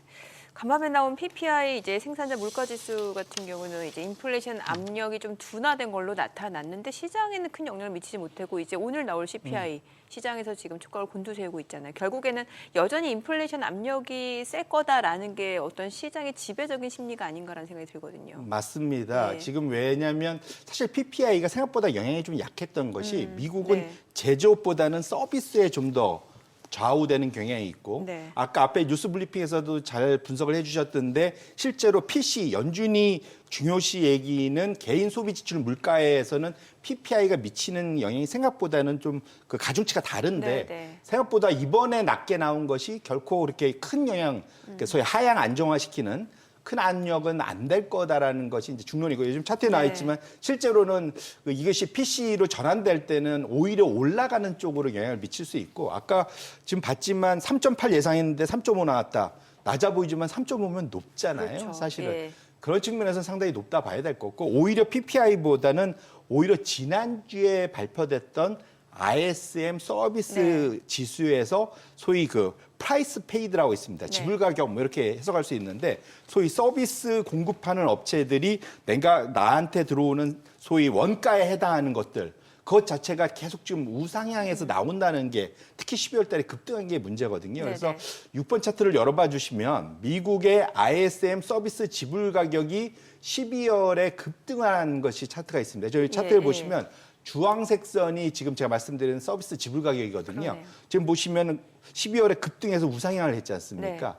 이건데 이것이 시차를 두고 미국의 근원 CPI가 따라서 올라가는 경향이 있습니다. 왜냐하면 미국 자체는 전체 소비가 70%를 차지하고 그 안에서 특히 최근에 사실은 물가가 끌어올린 게 다 서비스잖아요. 그러니까 서비스와 관련된 소위 생산 가격 압력이 우상향한 것은 결국은 지금 12월 달 당장 CPI 아니더라도 1, 2, 3월 달에 끌어올릴 수 있는 상승 압력으로 작용할 가능성이 상당히 크기 때문에 이렇게 놓고 본다면 이번 CPI 포함해서 향후 1, 4분기 정도의 미국의 그러한 CPI 상승 압력에 여전히 연준이 충분히 긴장할 수 있고 FOMC 이번 1월 달에서도 관련된 그런 언급들이 강화될 가능성에 대해서 우리 투자자분들도 촉각을 좀 곤두세울 필요가 있겠다 이렇게 말씀드립니다. 네. 그래서 그런가요? 지금 안 그래도 한번 열어서 보고 있는데 리포트 제목이 재밌습니다. 그 국민은행의 그 데일리 FX 마켓 코멘터리인데 제목이 아직 한 발 남았다. 그 한 발이 CPI네요. PPI 안심하긴 일러. 아직 한 발 남았다. 이거 원조는 그런데 더테리의 그 이스트우드고 우리 또 아저씨에서 원빈 형님도 또 그렇죠. 마지막에 그 방탄 아저씨라는 드라마에서 영화에서도 아직 한 발 남았다. 이 무서운 얘기인데. 그래서 그러네요 지금. 아유, 우리는 어떨까요? 우리 물가는요. 이게 이제 저도 약간 지금 12월 달 갑자기 제가 우리 한숨을 물가. 우리 물가는요. 이게 뭐냐면 제 걱정이 환율입니다. 우리 환율. 사실은 네. 전반적으로 다 수입하에서 먹고 사는 나라잖아요. 그렇죠. 우리 자급자족하는 게 그렇게 크지 않습니다. 예. 우리가 잘하는 건 예. 수입 잘해서 훨씬 더 생산 잘해갖고 부가가치 높여서 수출해서 먹고 사는 나라잖아요. 그런데 최근에 사실은 환율이 최근에 변동성이 좀 낮아졌긴 했지만 여전히 높습니다. 지금 네, 네. 1,470원대를 왔다 갔다 하고 있는 상황이고 여기에 지금 어쨌거나 한은을 포함한 그 금통위에서 얘기하는 건 올해 금리 인하 기조로 가겠다라는 얘기지 않습니까? 그러면 환율 방어를 어떻게 하겠다는 얘기가 딱히 없어요, 사실은. 예. 그렇게 놓고 보면 환율을 열어둔다는 느낌을 자꾸 보고 아. 있어서 그러면 사실 우리 수입 물가가 생각보다는 지금 12월부터 아마 영향을 미치고 있는 것 같은데 이러면 올해 상반기 내내 지금 상승 압력이 강해질 것 같거든요. 네. 그래서 더군다나 또 연초 이후에 지금 지금 유가가 사실은 의외로 그렇죠, 예. 우상향하고 있습니다. 지금 어제 나온 뉴스가 예. 주유소 휘발렸죠.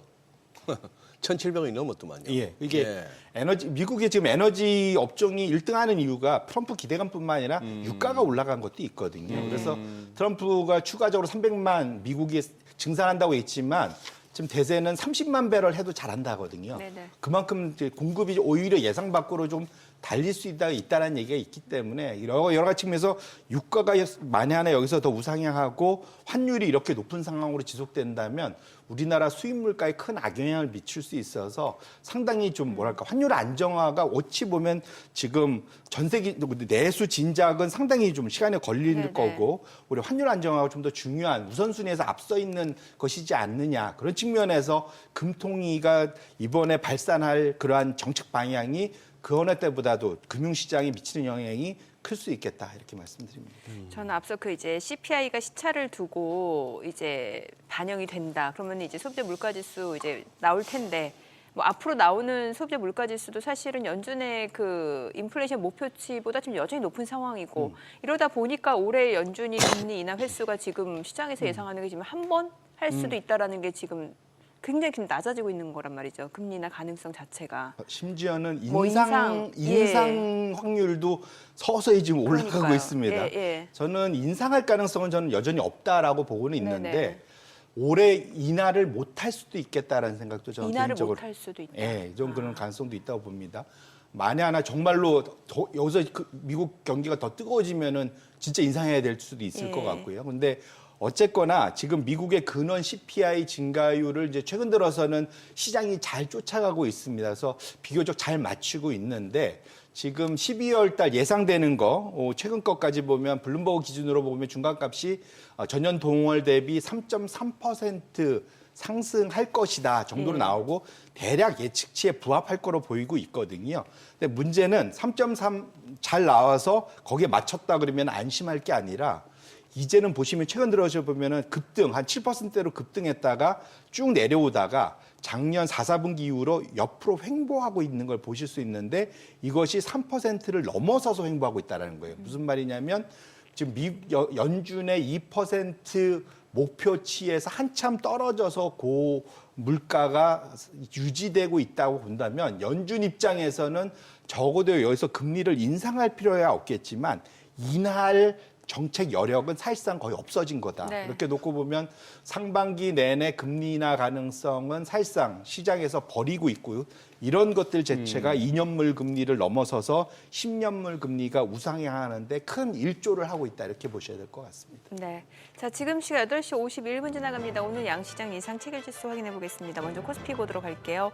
오늘 0.2% 소폭 상승 예상되고요. 2,503포인트 지금 집계가 되고 있습니다. 코스닥 0.57% 오름세가 예상되고요. 예상 체결지수는 722포인트입니다. 시가총액 상위 종목 예상 체결가 보도록 하겠습니다. 오늘 삼성전자 0.5% 상승 예상되고요. 호가는 54,300원, 그리고 SK하이닉스도 0.6% 오름세가 예상됩니다. 호가 197,000원, LG에너지솔루션 보합 예상되고요. 삼성바이오로직스가 0.5% 상승 예상되면서 호가는 103만 원, 현대차가 소폭 하락 예상됩니다. 예상 체결가 221,500원이고 기아 보합 출발 예상되고 있고요. 셀트리온 그리고 KB금융도 보합 출발 예상되고 있고 삼성전자 우선주 하락 출발 예상됩니다. 호가는 43,750원, 네이버가 0.5% 상승 예상되고 있죠. 코스닥 시가총액 상위 종목 예상 체결가 보겠습니다. 알테오젠 오늘 추가적으로 상승세가 예상됩니다. 호가 31만 2천 원이고 어제 2차 전지 관련주들 흐름 굉장히 좋았죠. 오늘 에코프로비엔 같은 경우는 지금 호가에서는 좀 차익 실현 물량들이 나올 걸로 보여지는데요. 지금 호가 12만 5,800원, 반면에 에코프로는 1.7% 상승세 이어질 걸로 보입니다. 호가 6만 5천 원. 이 가운데 HLB 지금 호가 흐름 굉장히 좋아 보입니다. 7% 강세가 예상되고요. 지금 호가는 8만 5천 원으로 집계가 되고 있습니다. HLB 호가 지금 보게 되니까 미국 HLB 가남 신약이 미국 FDA 실사 완료 소식이 좀 전해지고 있습니다. 이런 소식에 일단 호가 흐름 굉장히 좋아 보이고 레인보우 로보틱스 0.4% 상승 예상됩니다. 지금 호가는 25만 원.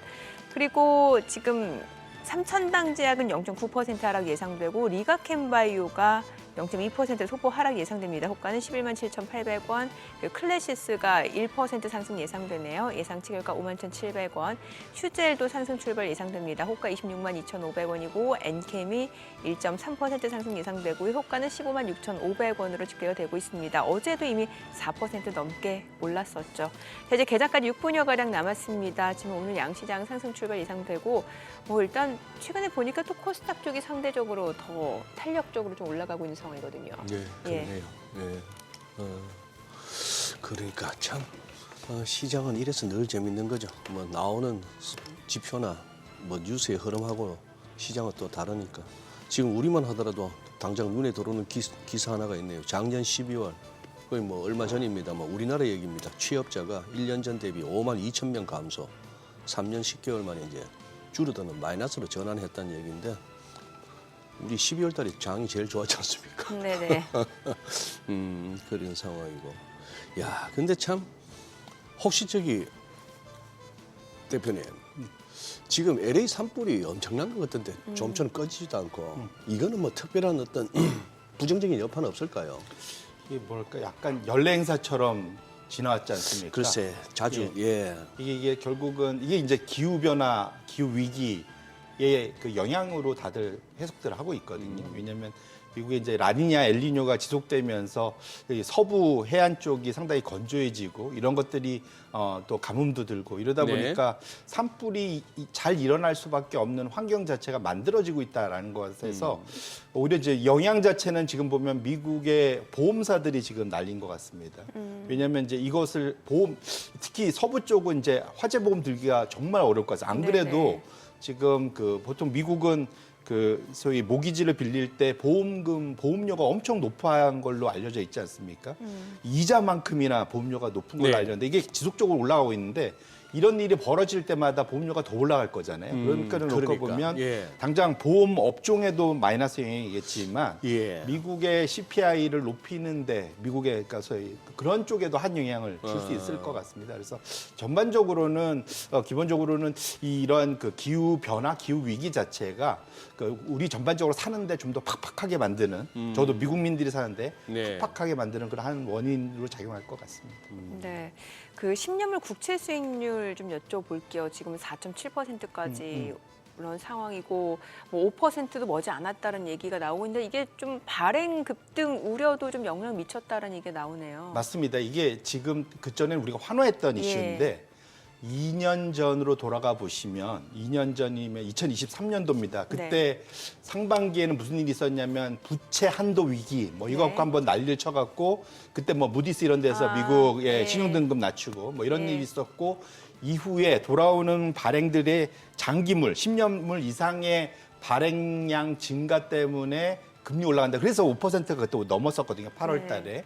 그런데 그때 앨런이 그걸 잠재운 게 10월 말에 발표할 때 뭐라 그랬냐면 우리 10년물 발행 안 할 거야. 이거 돌아오는 거 다 우리 1년 미만짜리로 돌릴 거야. 단기로 다 돌릴 거야. 그러면서 시장이 환호하고 그때부터 2024년 하반기, 정확히 4, 4분기에 이제 우상향을 만들어내는 원동력이었거든요. 정확히 이것이 밀린 숙제였던 거죠. 이 네. 방학 숙제를 미뤘다가 막판에 하려니까 힘들어지는 건데 그러다 보니까 지금 작년까지도 다 이거를 1년물 미만을 낮추다 보니까 발행 물량, 그러니까 롤오버라고 그러죠. 리파이낸싱 되는 물량이 작년에 2.3조 달러였는데 지금 올해 발행할 물량이 이제 9.5조 달러라 와. 엄청 왜냐면 이게 원래 10년이면은 10년짜리로 발행해야 10년 이후에 돌아올 텐데 예, 예. 이걸 다 1년짜리로 다 돌리고 나니까 1년 만에 다 돌아온 겁니다. 네. 그래서 지금 원래 작년 이맘때는 7조 달러가 돌아온다고 그랬는데 네. 그걸 다 단기물로 돌리다 보니까 지금 그게 합쳐져 갖고 지금 9조 달러가 좀 넘어서는 걸로 나오거든요. 이러면 이게 미국의 지금 그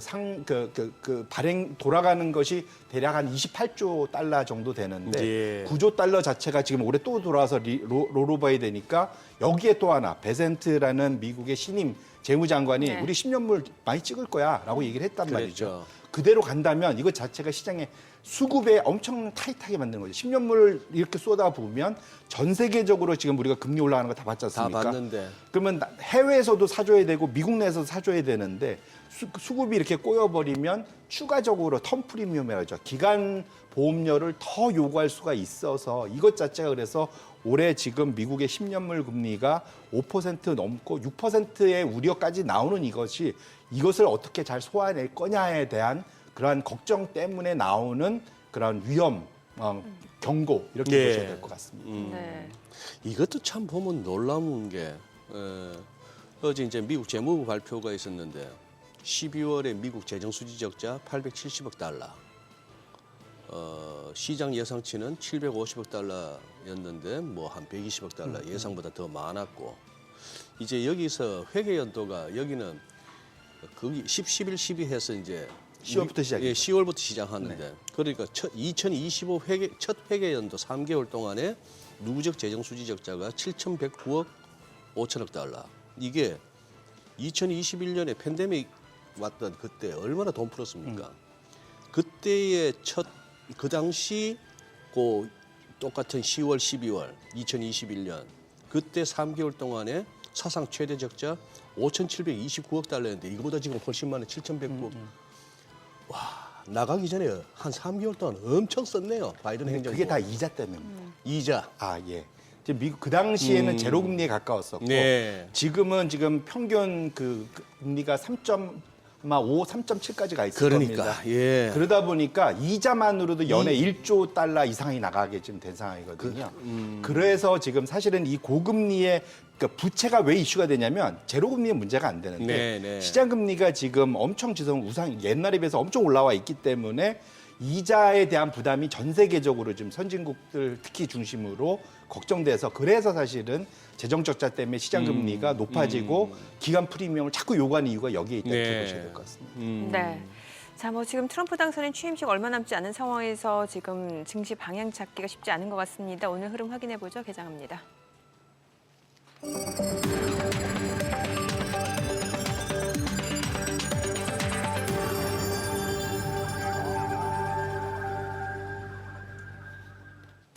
네, 1월 15일 수요일 국내 증시 개장했습니다. 어제는 양시장 모두 상승했습니다. 특히 이제 코스닥 같은 경우는 1% 넘게 오르는 모습이었고, 사실 올해 들어서 이제 국내 증시 가격 메리트가 좀 부각이 되면서 연초 수익률 괜찮은 편이고, 이 가운데 뉴욕 증시는 이제 CPI 소비자 물가지수 발표를 앞두고 어느 정도 좀 방향성을 탐색하는 과정들이 좀 이어지고 있는 모습이었는데, 과연 오늘 국내 증시는 또 어떤 출발을 나타내는지 지수부터 좀 확인해 보겠습니다. 자, 코스피가 오늘 지금 현재 0.5% 올라갑니다. 2,511포인트, 코스닥도 0.57% 올라가네요. 722포인트입니다. 양시장 상승 출발 보여주고 있고요. 시가총액 상위 종목 시초가도 보도록 하겠습니다. 지금 현재 삼성전자가 0.5% 올라갑니다. 54,200원, SK하이닉스도 1.38% 상승합니다. 197,700원, 198,200원 상승폭이 조금 더 확대가 되네요. LG에너지솔루션도 상승합니다. 359,000원, 삼성바이오로직스도 1.6% 올라가면서 141,000원이고요. 현대차도 상승합니다. 222,500원, 그리고 기아는 보합이네요. 106,800원. 셀트리온 소폭 올라갑니다. 185,000원이고 삼성전자 우선주 0.4% 상승합니다. 44,300원이고 KB금융 0.3% 상승하네요. 89,400원. 그리고 네이버가 1.2% 올라가면서 204,500원에 거래되고 있습니다. 코스닥 시가총액 상위 종목 시초가도 보도록 하겠습니다. 알테오젠 1.3%, 지금 1% 이상 올라가면서 31만 1,500원에 거래되고 있고요. 이거래일 연속 상승 흐름 보여주고 있습니다. 에코프로비엠도 에코프로비엠 지금 강보합권으로 12만 7,400원. HLB 오늘 5.9% 강세 보여줍니다. 8만 4,100원이고요. 에코프로 0.6% 올라갑니다. 6만 4,300원. 레인보우 로보틱스는 0.4% 하락합니다. 24만 8,000원이고요. 리가캔바이오 약보합으로 11만 7,800원. 삼천땅제약 0.9% 떨어집니다. 16만 2천원. 클래시스는 올라갑니다. 5만 1,400원이고 휴젤도 0.38% 상승하면서 26만 3천원. 상승폭이 좀 더 확대가 됐죠. 0.7% 오름세. 엔캠도 0.9% 올라갑니다. 15만 5,800원에 거래되고 있습니다. 지금 시장에서 특징을 보여주고 있는 섹터 종목들 체크해 보도록 하겠습니다. 오늘 양자모 관련주들 흐름이 좋습니다. 아무래도 간밤 뉴욕 증시에서 양자 컴퓨터 관련주들이 또 반등을 보여줬거든요. 오늘 보게 되면은 어제 많이 떨어졌던 한국첨단 소재 오늘 8% 강세 보여줍니다. 4,820원이고 아이언 플러스도 5.7% 올라가고요. 라닉스도 2.4% 상승하면서 3,420원. 아톤도 3% 강세입니다. 6,810원이고요. 바이로그 디바이스도 지금 3.6% 상승 보여주고 있고 CQ센이 13% 급등합니다. 2,650원에 거래되고 있고요. 코이버도 지금 4.6% 올라갑니다. 6,070원. 그리고 우리넷 한국정보인증까지도 지금 상승 보여주고 있고요. ICTK, 엑스게이트 지금 5%에서 4% 강세 보여주고 있습니다. 오늘 양자모 관련주들 흐름이 좋고요. 오늘 뭐 보니까 뭐 핀테크, 자율주행차 이런 쪽도 움직임이 나타나고 있는데 지금 자율주행차 쪽에서는 SOS랩이 지금 11% 급등합니다. 14,700원이고요. 슈어소프트테크도 7% 강세입니다. 6,260원. 그리고 포니링크도 6.7% 올라가고요. 칩셋미디어도 5% 상승하고 있고요. 퓨런티어도 4.6% 강세입니다. 넥스트칩도 5% 강세 보여주고 있는 상황이고요. 라닉스 지금 상승 보여주고 있고 뭐 MDS테크, 인포뱅크 지금 3% 강세 흐름 이어집니다. 스마트레이더 시스템도 지금 3% 이상 올라가고요. 오늘 자율주행 관련주, 자율주행차들 움직임 좋습니다. 자, 오늘 일부 또 은행주들도 강세 보여주고 있는데 신한지주가 2.8% 강세입니다. 지금 미국 뉴욕 증시에서는 이제 JP모건을 시작으로 이제 주요 금융주들 실적 발표가 이어지게 되는데 그에 앞서서 이제 금융주, 은행주들 주가 흐름 좋았는데 오늘 국내 증시 쪽에서도 은행주, 금융주 흐름 좋습니다. 지금 보시다시피 KB금융, 하나금융지주, JB금융지주 모두 1%에서 2% 상승 보여주고 있고 BNK금융지주도 1.7% 올라가면서 11,360원에 거래되고 있고요. 그 밖에 뭐 카카오뱅크도 지금 1% 상승 보여주고 있고 오늘 금융주 흐름 전반적으로 지금 상승 흐름 보여주고 있는 상황입니다. 자, 지금 시각 9시 5분 향해 갑니다. 수급 상황 체크해 보도록 하겠습니다. 오늘 유가증권 시장에서는 외국인 순매수 보여줍니다. 421억 원 순매수고요. 개인과 기관은 각각 433억 원, 4억 원 매도 우위고 코스닥에서는 개인과 기관이 순매수 보여줍니다. 각각 332억 원, 14억 원 매수 우위, 외국인은 357억 원 매도 우위를 나타내고 있습니다. 환율 체크해 보겠습니다. 달러원 환율입니다. 정기장 마감 대비로 3원 20전 하락한 1,460원에 개장이 됐습니다. 와, 오늘 뭐 코스피 흐름 굉장히 좋네요. 지금 1% 가까이 올라가고 있는 상황이고 아무래도 외국인이 또 매수를 해주다 보니까 시장 네. 힘이 괜찮네요. 그러네요. 예. 예. 대표님 지금 개장 초 흐름 어떻게 해석되세요? 말씀드린 대로 확실히 최근에 우리나라 그 시장 상황은 미국하고는 이미 작년에도 디커플링 됐었고 좀 다르죠? 예, 지금 올해 들어와서도 좀 다르게 돼 있는 네. 거고 그것에 주도하는 것은 결국은 외국인들의 흐름이 주도를 하고 있습니다. 그래서 제가 계속 말씀드린 게 올해 시장의 처음 단추는 외국인들이 많이 잘 껴줄 것 같고요.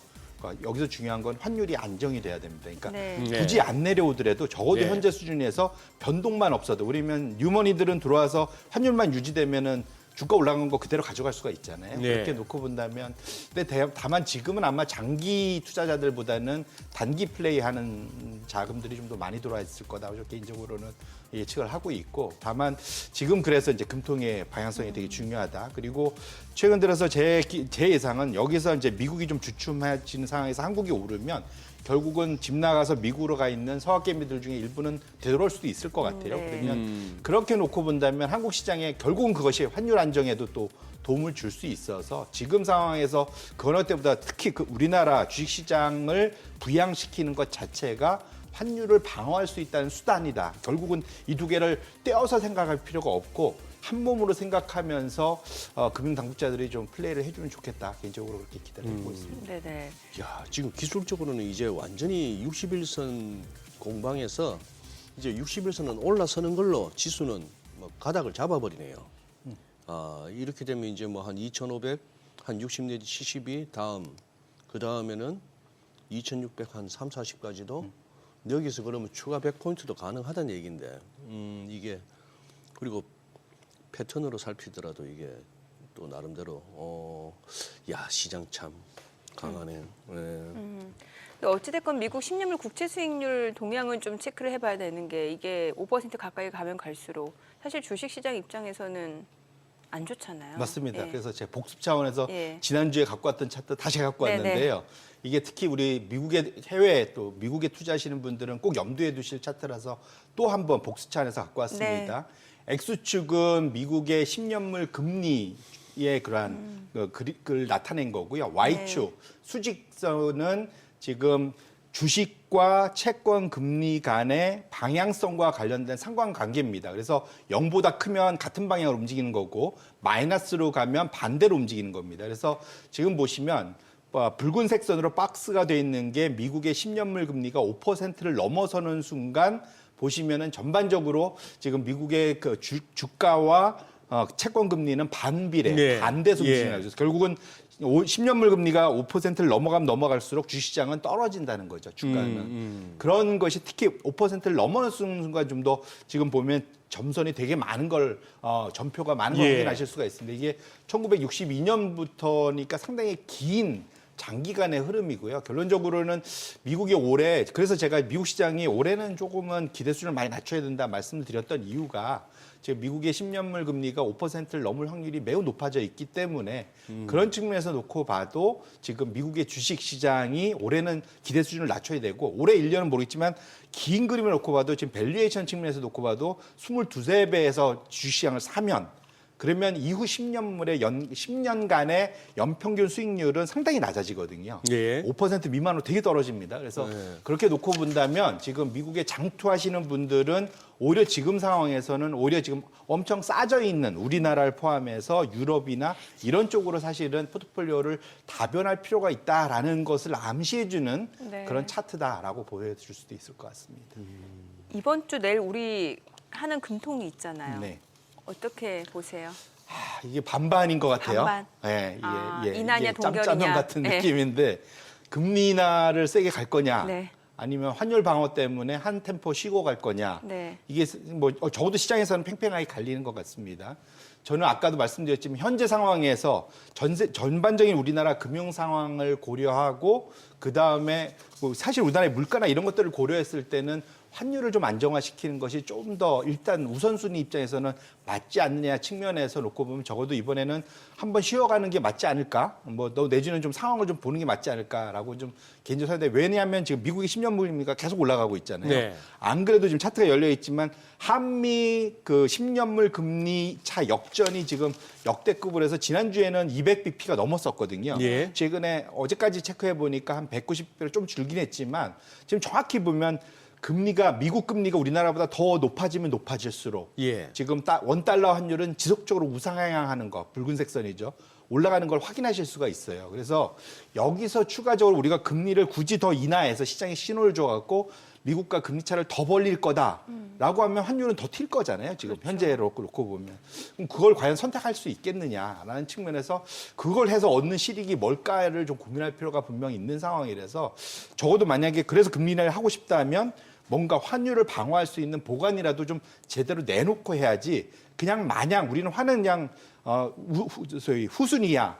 그다음에 우리는 그냥 계속 금리 인하해갖고 내수 진작만 할래라는 것을 어찌 보면 그러니까 두 마리 토끼를 다 잡아야 되는 하는 입장에서는 한 마리만 잡는 그런 경향이 있을 수 있어서 상당히 뭐랄까 솔로몬의 지혜가 좀 필요한 상황이다 이렇게 말씀드립니다. 지금 저기서 시장 금리 차라는 것이 정책 금리 차이가 아니고 아닙니다. 예. 우리 이제 환율은 기준금리하고는 따로 움직이기 상관없죠. 때문에 시장 금리 차는 시장 금리 차에. 예, 그래서 정확히 보시면 데칼코마니잖아요. 그러네요. 예, 정확히 데칼코마니지 않습니까? 그래서 지금 하나의 변수, 우리나라의 전 세계적으로 하나의 변수는 미국의 10년물 금리고 우리나라에서 원달러 환율의 가장 큰 변수는 미국과 우리나라의 한미 금리 차다.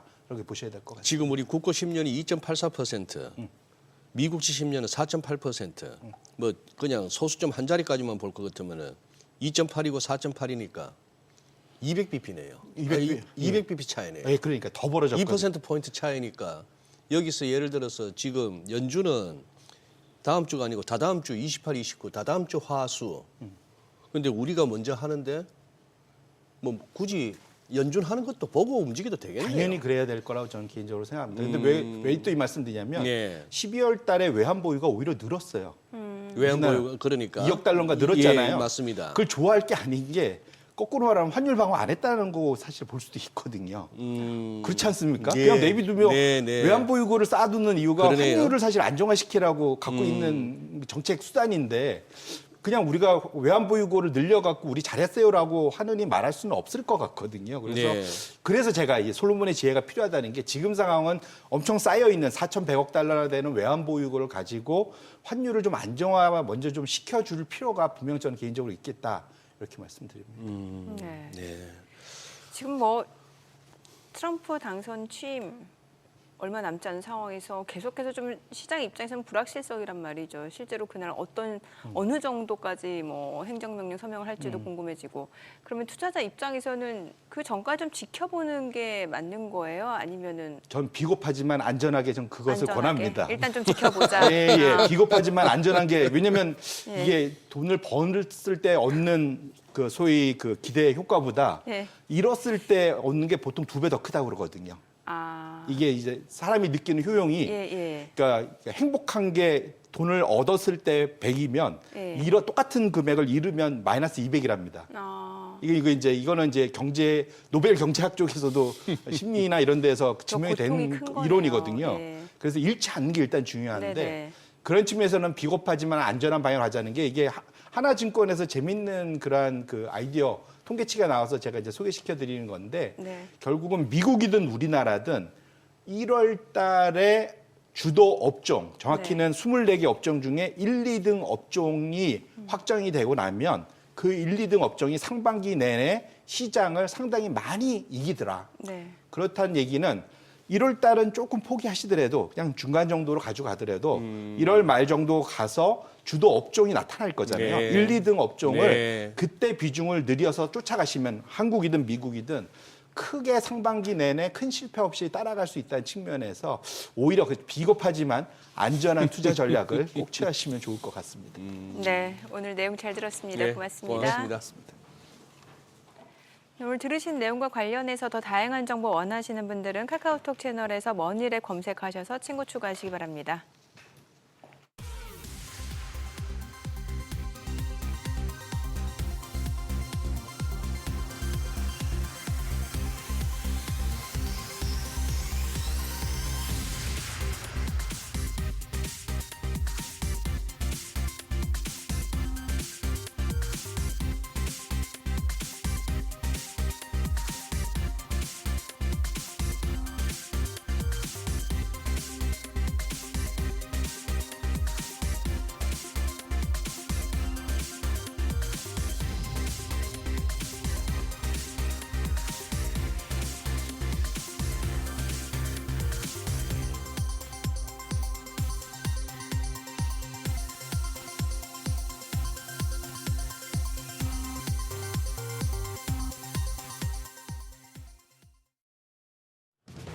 이 시각 시황입니다. 오늘도 국내 증시 흐름은 좋습니다. 특히 코스피 0.89% 오르면서 오늘 단숨에 2,520선까지 회복해내고 있습니다.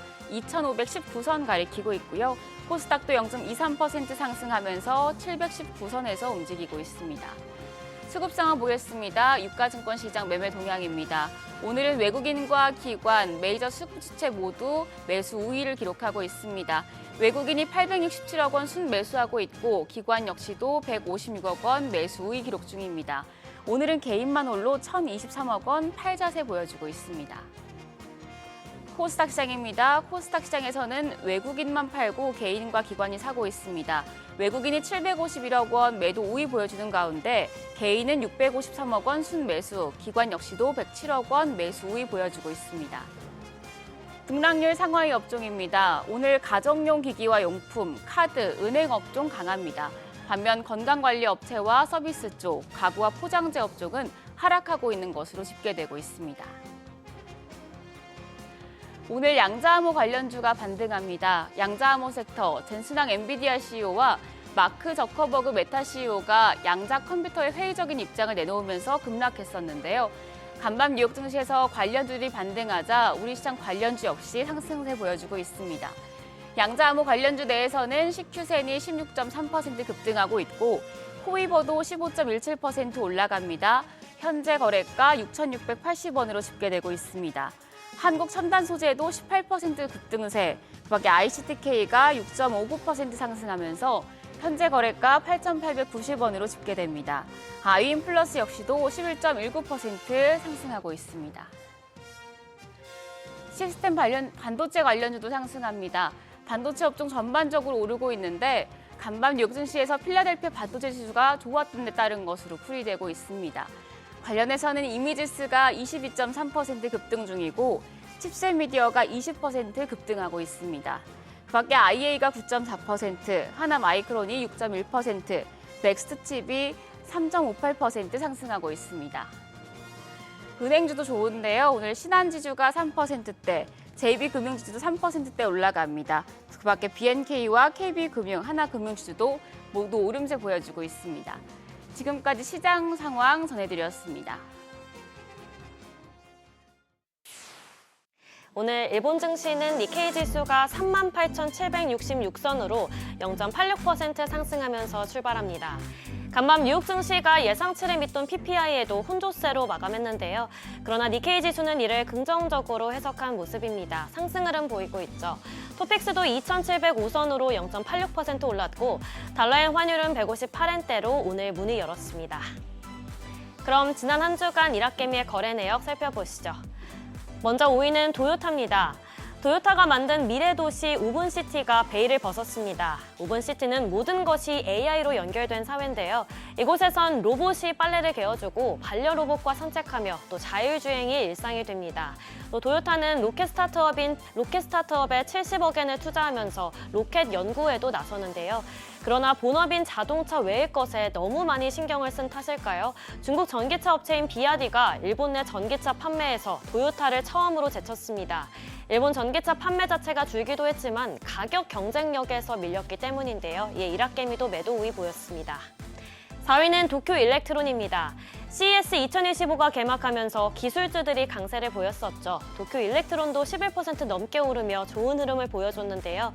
그러나 연준이 금리 인하 속도를 조절할 수 있다는 관측이 강화되면서 기술주들이 약세로 돌아섰고 이에 영향을 받아 일본 기술주도 하락했습니다. 그러면서 일학개미도 매도 우위 보였습니다. 3위는 메타플래닛입니다. 일본판 마이크로 스트래티지인데요. 마이크로 스트래티지처럼 전략적으로 비트코인 매수에 나서고 있습니다. 주식 공모와 대출 등 다양한 자본시장 도구를 활용해서 안정적인 자금 확보를 통해 매입을 확대하고 있는데요. 이에 따라 올해 비트코인 보관량을 5배 이상으로 늘려 비트코인 10,000개를 보유하는 것을 목표로 하고 있습니다. 이어서 일본 증시에서 주목받은 뉴스들 살펴보겠습니다.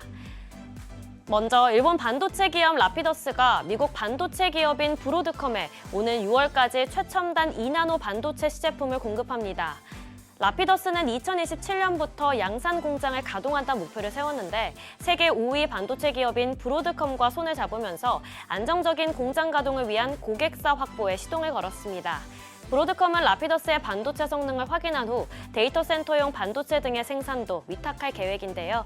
맞춤형 반도체 시장에서 우위를 다지고 있는 브로드컴과 협력하면서 라피더스도 본격적인 사업화에 나설게 될 거란 전망입니다.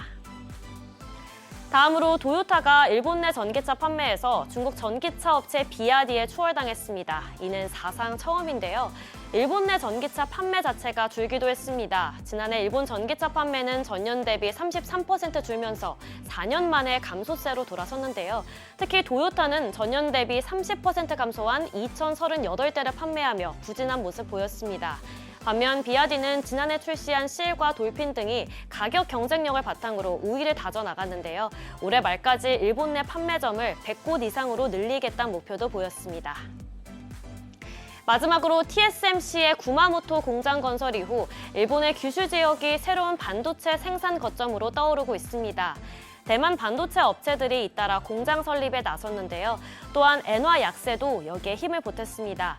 비용 절감과 안정적인 공급망 확보에 도움이 되기 때문인데요. 그러면서 대만 칩 제조 장비 업체인 피드백 테크놀로지는 구마모토현 아라오시의 칩 부품 공장을, 대만 반도체 기업인 주카는 구마모토현 기쿠치시에 반도체 팹용 배전기판 공장을 설립합니다.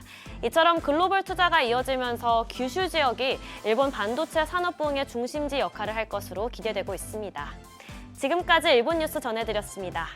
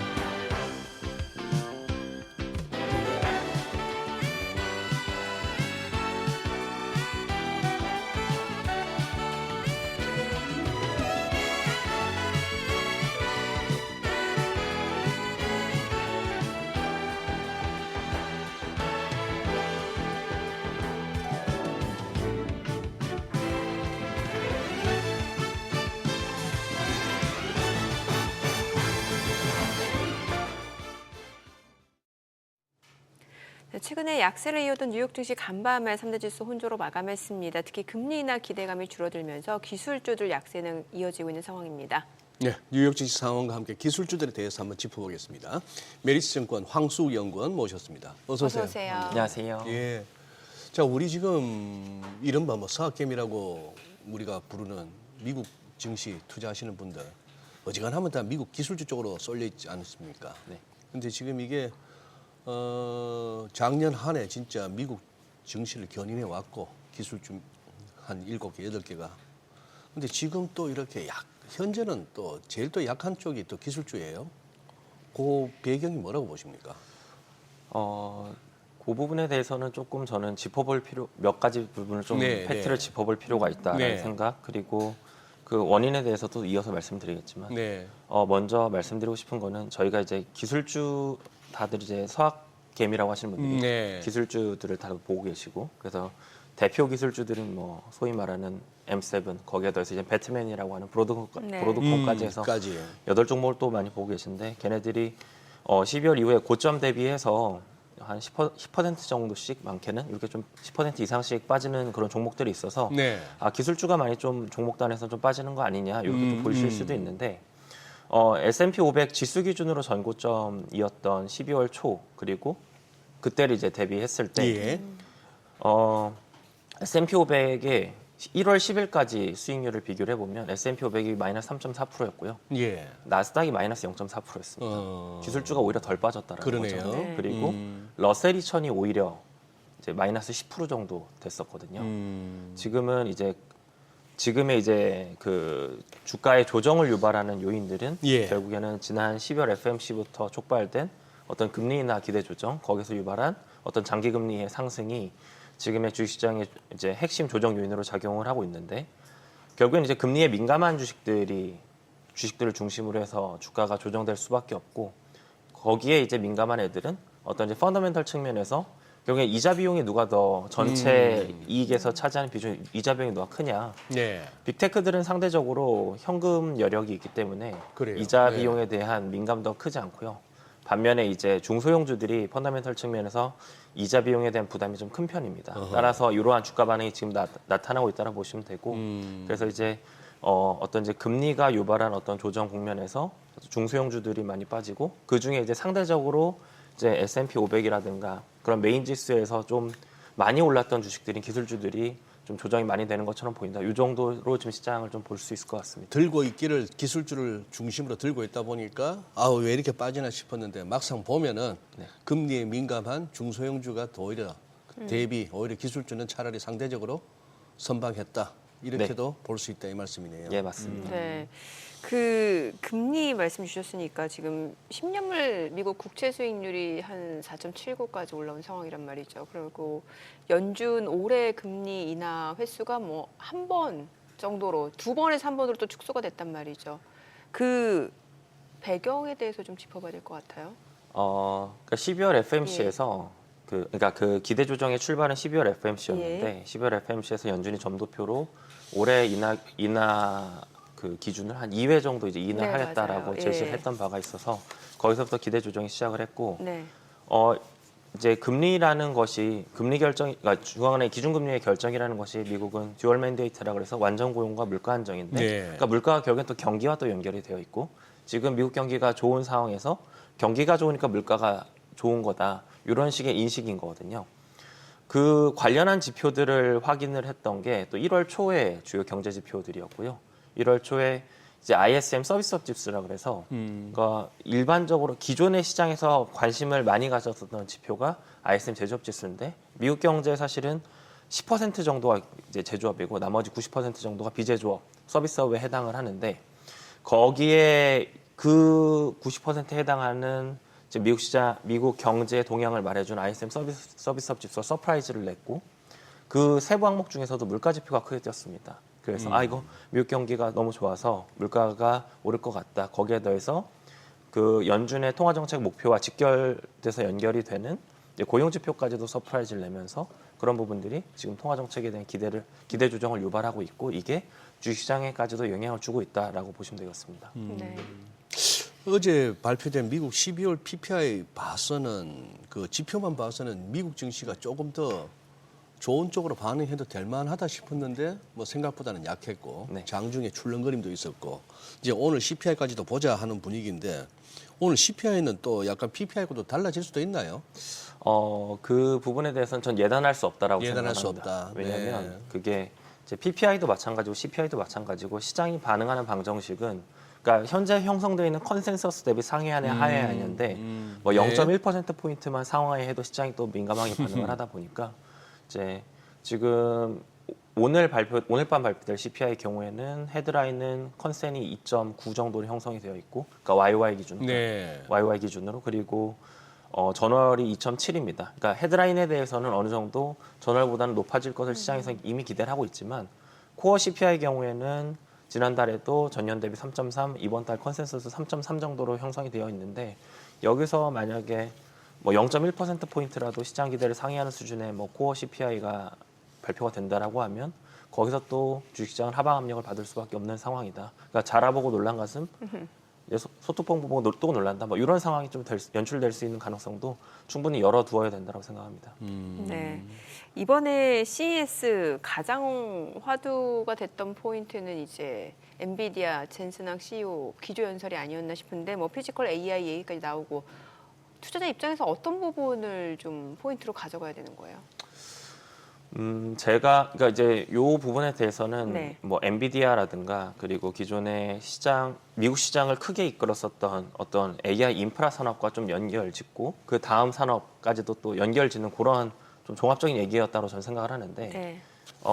종목단에서는 엔비디아라는 주식에 대해서 저의 경우에는 작년 연말까지만 하더라도 엔비디아가 주도했던 AI 인프라 사이클 다음에 이제 뭐 피지컬 AI와 연동된 뭐 자율주행이라든가 로봇과 같은 그런 산업을 주목해야 된다라고 하면서 엔비디아보다는 뭐 테슬라라든가 뭐 브로드컴 이런 다른 산업들에 대해서 다른 종목들에 대해서 좀 더 좋게 생각을 했었는데 이번 엔비디아의 그 CES 발표의 핵심은 뭐 엔비디아 젠슨왕도 기조연설에서 제너러티브 AI에서 에이전트 AI 그리고 피지컬 AI까지 이어지는 그 AI의 그 다음에 궤적에 대해서 또 얘기를 했지만 네.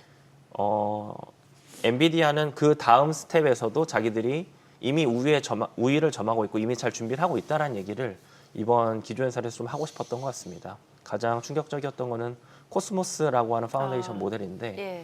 걔가 이제 그 기존의 뭐 AI 인프라 엔비디아가 원래 잘하고 있던 AI 반도체 칩뿐만 아니라 그 다음에 자율주행이라든가 로봇 산업에서도 걔네들을 학습시킬 수 있는 학습 어떤 뭐 AI 모델이다라는 거고 이제 그 산업까지 넘어가서도 자기네들이 헤게모니를 갖고 갈 수 있는 능력이 충분하다 이런 얘기를 좀 내포하고 있다라고 생각을 했습니다. 그래서 네네.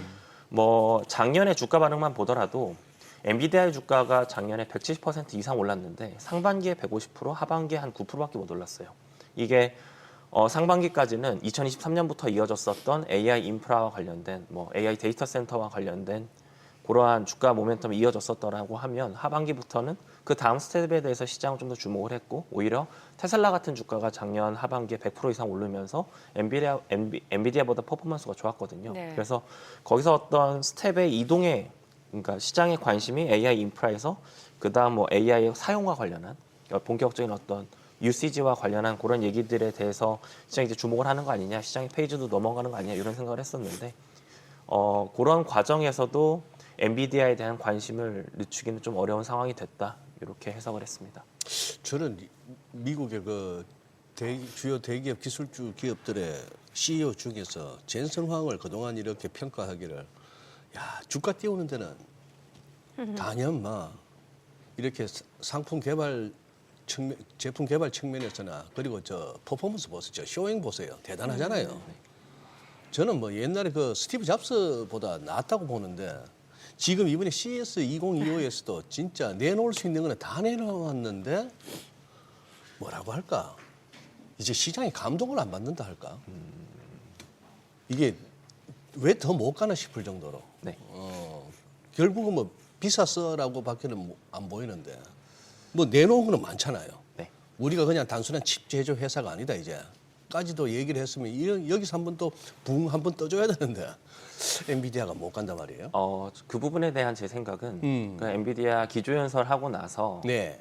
그 직후에 엔비디아는 다시 시가총액 그날 프리장에서 엔비디아는 시가총액 1위 탈환을 하고 잠시 1위 했죠. 네. 그리고 150불까지 넘어서 신고가 경신을 하기도 했었는데 7일 날 맞아요. 예, 네. 그 이후에 주가가 부러진 게 제가 이제 앞서 말씀드렸던 ISM 서비스업 지수 서프라이즈가 나오면서 네. 전반적인 조정이 나오면서 거기서 같이 엔비디아도 좀 같이. 빠진 경향이 있습니다. 그래서 뭔가 지금 엔비디아 주가가 눌려 있는 것은 어떤 엔비디아 개별 종목에 대한 이슈라기보다는 시장 이슈가 좀 더 크다라고 생각을 하고 있습니다. 네. 시장 이슈라고 하면은 이제 뭔가 트럼프 당선인 취임식이라든지 미 국채 수익률 급등 현상 이런 걸 전반적으로 말씀 주시는 거죠. 맞습니다. 네. 예. 전반, 그러면 예. 그래. 그럼 AI 이제 작년까지만 하더라도 이제 하드웨어 쪽이 수익률이 굉장히 좋았는데 이제 소프트웨어 봐야 된다는 건데 여기서도 그럼 엔비디아가 좀 우위를 점하고 있다 이런 평가가 가능한 건가요? 그 이번에 나왔던 그 코스모스 AI를 예. 필두로 해서 그런 평가가 좀 가능하다라고 생각을 합니다. 그러니까 걔가 갖고 있는 장점이라고 한다면 기존의 다른 그런 비슷한 것을 좀 추구하는 그런 모델들, 예를 들면 그 가상의 공간에 그 3D 공간을 구현하는, 그래서 동영상 뭐 생성하는 앱도 어플리케이션도 네. 마찬가지겠고, 그러한 것들을 하는 역할을 하는 모델들 중에 거의 유일하게 이제 물리 법칙을 이해를 해서 그 물리 법칙에 따른 동영상을 구현할 수 있는 게 지금 코스모스라든가 이제 엔비디아가 갖고 있는 기술력이기 때문에 거기서 좀 차별화가 이미 좀 나타나고 있는 게 아니냐, 이렇게 좀 해석을 합니다. 네. 예. 저기는 지금 아까 브로드컴까지 포함해서 배트맨이라고 하셨잖아요. 이제 배트맨이라는 용어가 이제 소개되고 이제 여기저기 방송에서 이제 다뤄지고 그때 이후로 현재까지는 배트맨은 오히려 그 공개된 이후로는 지금 조금 더 낮은 레벨이고, 우리 황영군님 보시기에는 금년에도 배트맨은 우리가 뭐 미국 그 많은 종목들 기업들 다 알 수는 없다, 그냥 잘 아는 기업으로 투자하는 게 맞다고 보십니까?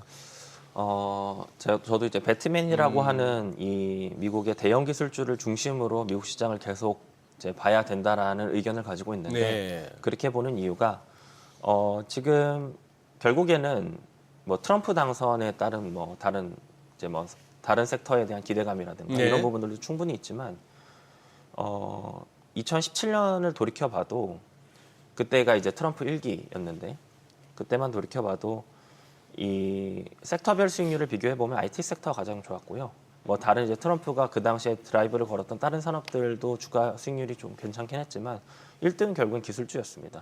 그때도 뭐 트럼프의 어떤 이제 트럼프의 어떤 정책 모멘텀보다는 시장 자생적으로 이제 잘 가고 있던 어떤 산업의 이제 성장이 오히려 좀 더 아웃퍼폼했다라고 보시면 될 것 같고, 지금은 오히려 AI 산업은 여전히 바이든 행정부에서 밀어줬고 트럼프 행정부도 그걸 계승해서 이제 첨단 기술 산업에 대해서 여전히 이제 밀어줄 환경인데, 거기에 더해서 시장 자생적인 이제 주도력이 있는 것도 결국엔 AI입니다. 따라서 이 AI라고 하는 주도 성장 산업을 이제 중심으로 봐야 되는 상황이다라는 점은 이제 여전하다라고 생각을 하고요. 그럼 거기서 어떤 종목들을 봐야겠느냐? 네. 앞서 말씀드렸던 어떤 산업의 이제 흐름, AI 인프라에서 AI 사용으로 넘어가는 뭐 AI 소프트웨어, 로봇, 자율주행 이쪽으로 넘어가는 그 스텝을 잘 따라가는 게 중요한데, 거기서 이제 기술력을 갖고 있는 것도 결국엔 그 방금 말씀드렸던 배트맨이라고 하는, 그리고 기존의 M7이라고 하는 그 기업들이 중심을 잡고 있고, 걔네들을 중심으로 해서 이제 추가적인 뭐 알파를 낼 수 있는 투자 기회들을 계속 모색해 나가는 게 이제 시장을 바라보는 저의 생각입니다. 테슬라 좀 여쭤볼게요. 지금 모델 Y 주니퍼 이게 지금 사전 주문, 첫날 사전 주문 보니까 굉장히 반응이 뜨겁고 특히 중국에서 반응 굉장히 좋다고 하고, 뭐 그동안 주요 기술주들이 좀 지지부진할 때 오히려 테슬라는 또 $400 밑으로 떨어지면 또 매수세가 유입되고 좀 이런 양상이거든요. 어떻게 보세요, 개인적으로? 제가 이제 작년 11월 연간 네. 전망을 작성을 할 때 테슬라도 저희의 이제 추천 종목에 이제 네. 담고 있었고, 테슬라도 네. 개인적으로 계속 긍정적으로 보고 있고요. 올해 좀 중요하게 봐야 될 종목 중 하나다, 이 정도로 계속 보고 있습니다. 아, 그래요. 네. 그럼 아직 안 갖고 계신 분들은 혹시 가격 전략도 좀 세워주실 수 있을까요? 가격 전략이라기보다는 테슬라는 계속 이제 주가가, 그러니까 시장이 네. 이제 뭐 지금 국면도 좀 마찬가지라 보는데, 이런 이제 금리 텐트럼에 따른 어떤 시장 조정이 나오게 됐을 때 결국엔 그러한 가격 조정을 매수 기회로 삼아야 되는데 이런 이제 매수 기회가 나타났을 때 어떤 종목들을 담아야 되느냐라고 했을 때 뭐 테슬라와 뭐 엔비디아 같은 이런 종목들을 중심으로 해서 기술주 중심으로 이제 계속 비중 확대하는 전략이 지금은 좀 오래 시장을 좀 길게 봤을 때 유효하다라고 보고 있습니다. 뭐 틱톡 미국 지사 지분 인수설 이거 그냥 단순히 설이에요 이제? 그거에 대해서 그래 이제 뉴스 플로우들이 네. 이제 계속 나오고 있는데 저도 네네. 이제 뉴스를 보는 거에 대해서 저도 똑같이 보고 있는 거기 네. 때문에 네, 이제 그게 뭐 아니다 말다 이런 얘기들 계속 있는 것 같습니다. 그에 대해서는. 어쨌거나 그 지난 아직도 뭐 다들 기억에 생생한 게 우리 작년 8월 5일 무렵 BOJ 금리 인상으로 인한 한번 쇼크. 네. 그 이후로 다시 이제 시장은 다시 회복해서 고점을 더 높여왔습니다만 그 와중에서도 기술주 중에 가장 인상적이었던 것은 애플이었습니다. 저는. 네. 다른 것들은 등락을 갖다가 거듭하면서 올라오고 했는데 얘는 별로 안 빠지면서 그냥 우 올라와 버렸거든요. 근데 이제 12월 26일 날 고점 찍고 260불 찍었네요. 그러고 나서 지금 233불까지. 그 이후로는 다른 애들은 또 이렇게 왔다 갔다 하면서 내려오는데 얘는 또 원웨이로 또 빠졌고 요즘 좀 이렇게 보면 또 애플 많이 씹잖아요. 여기저기서. 너 뭐 혁신이 뭐 있니? 아이폰 이후에 이런 식이에요. 그래도 시총 1인데 애플 쪽은 어떻게 저는 이제 애플이 갖고 있었다라는 그런 지금 이 AI 씬에서의 헤게모니는 네. 결국 이제 B2C 쪽에서 B2C? 그 AI 그러니까 이제 개인화 AI의 개인화되는 뭐 예, AI 예. PC라든가 네. 저 모바일로 이어지는 AI에 대한 그러한 부분들에서 이미 고객들을 이제 충성 고객들을 확보하고 있는 그런 기업이 애플이라고 생각을 했고 그리고 그런 애플이 계속 이제 상품으로 내놨던 것은 자기네 이제 스마트폰에 이제 뭐 특히 이제 시리를 중심으로 해서 이제 그 AI 모델의 어떤 가능성에 대해서 계속 얘기를 해왔는데 저희도 이제 작년 하반기에는 그런 얘기들을 중심으로 애플을 좀 좋게 생각했었고 실제로 제가 앞서 말씀드렸던 AI 인프라 사이클에서 그 다음 사이클로 넘어갔던 상반기에서 하반기로 넘어가는 흐름에서 네. 애플의 주가는 상반기에는 별로 지지분했는데 하반기에는 M7 중에 테슬라가 100% 올랐고요. 애플이 19% 올라서 애플이 2등이었어요. M7 중에. 그래서 그 정도로 애플이 작년에 괜찮았는데 예.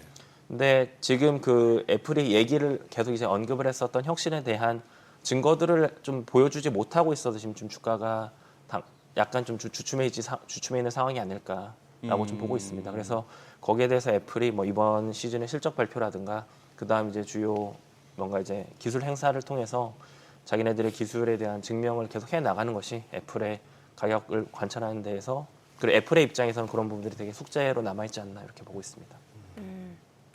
메타 좀 여쭤볼게요. 지금 보니까 이제 발빠르게 이제 트럼프한테 찍히지 않으려고 화이트를 이사로 선임하고 네. 지금 발빠른 행보를 보이고 있잖아요. 네, 맞습니다. 근데 메타도 작년 연말부터 사실 되게 좋게 보는 투자자분들 많았거든요. 앞으로 어떨까요? 메타에 대해서는 이제 저도 이제 M7과 관련을 해서 네. 계속 이제 그 범주 안에서 또 같이 보고 있는데 네네.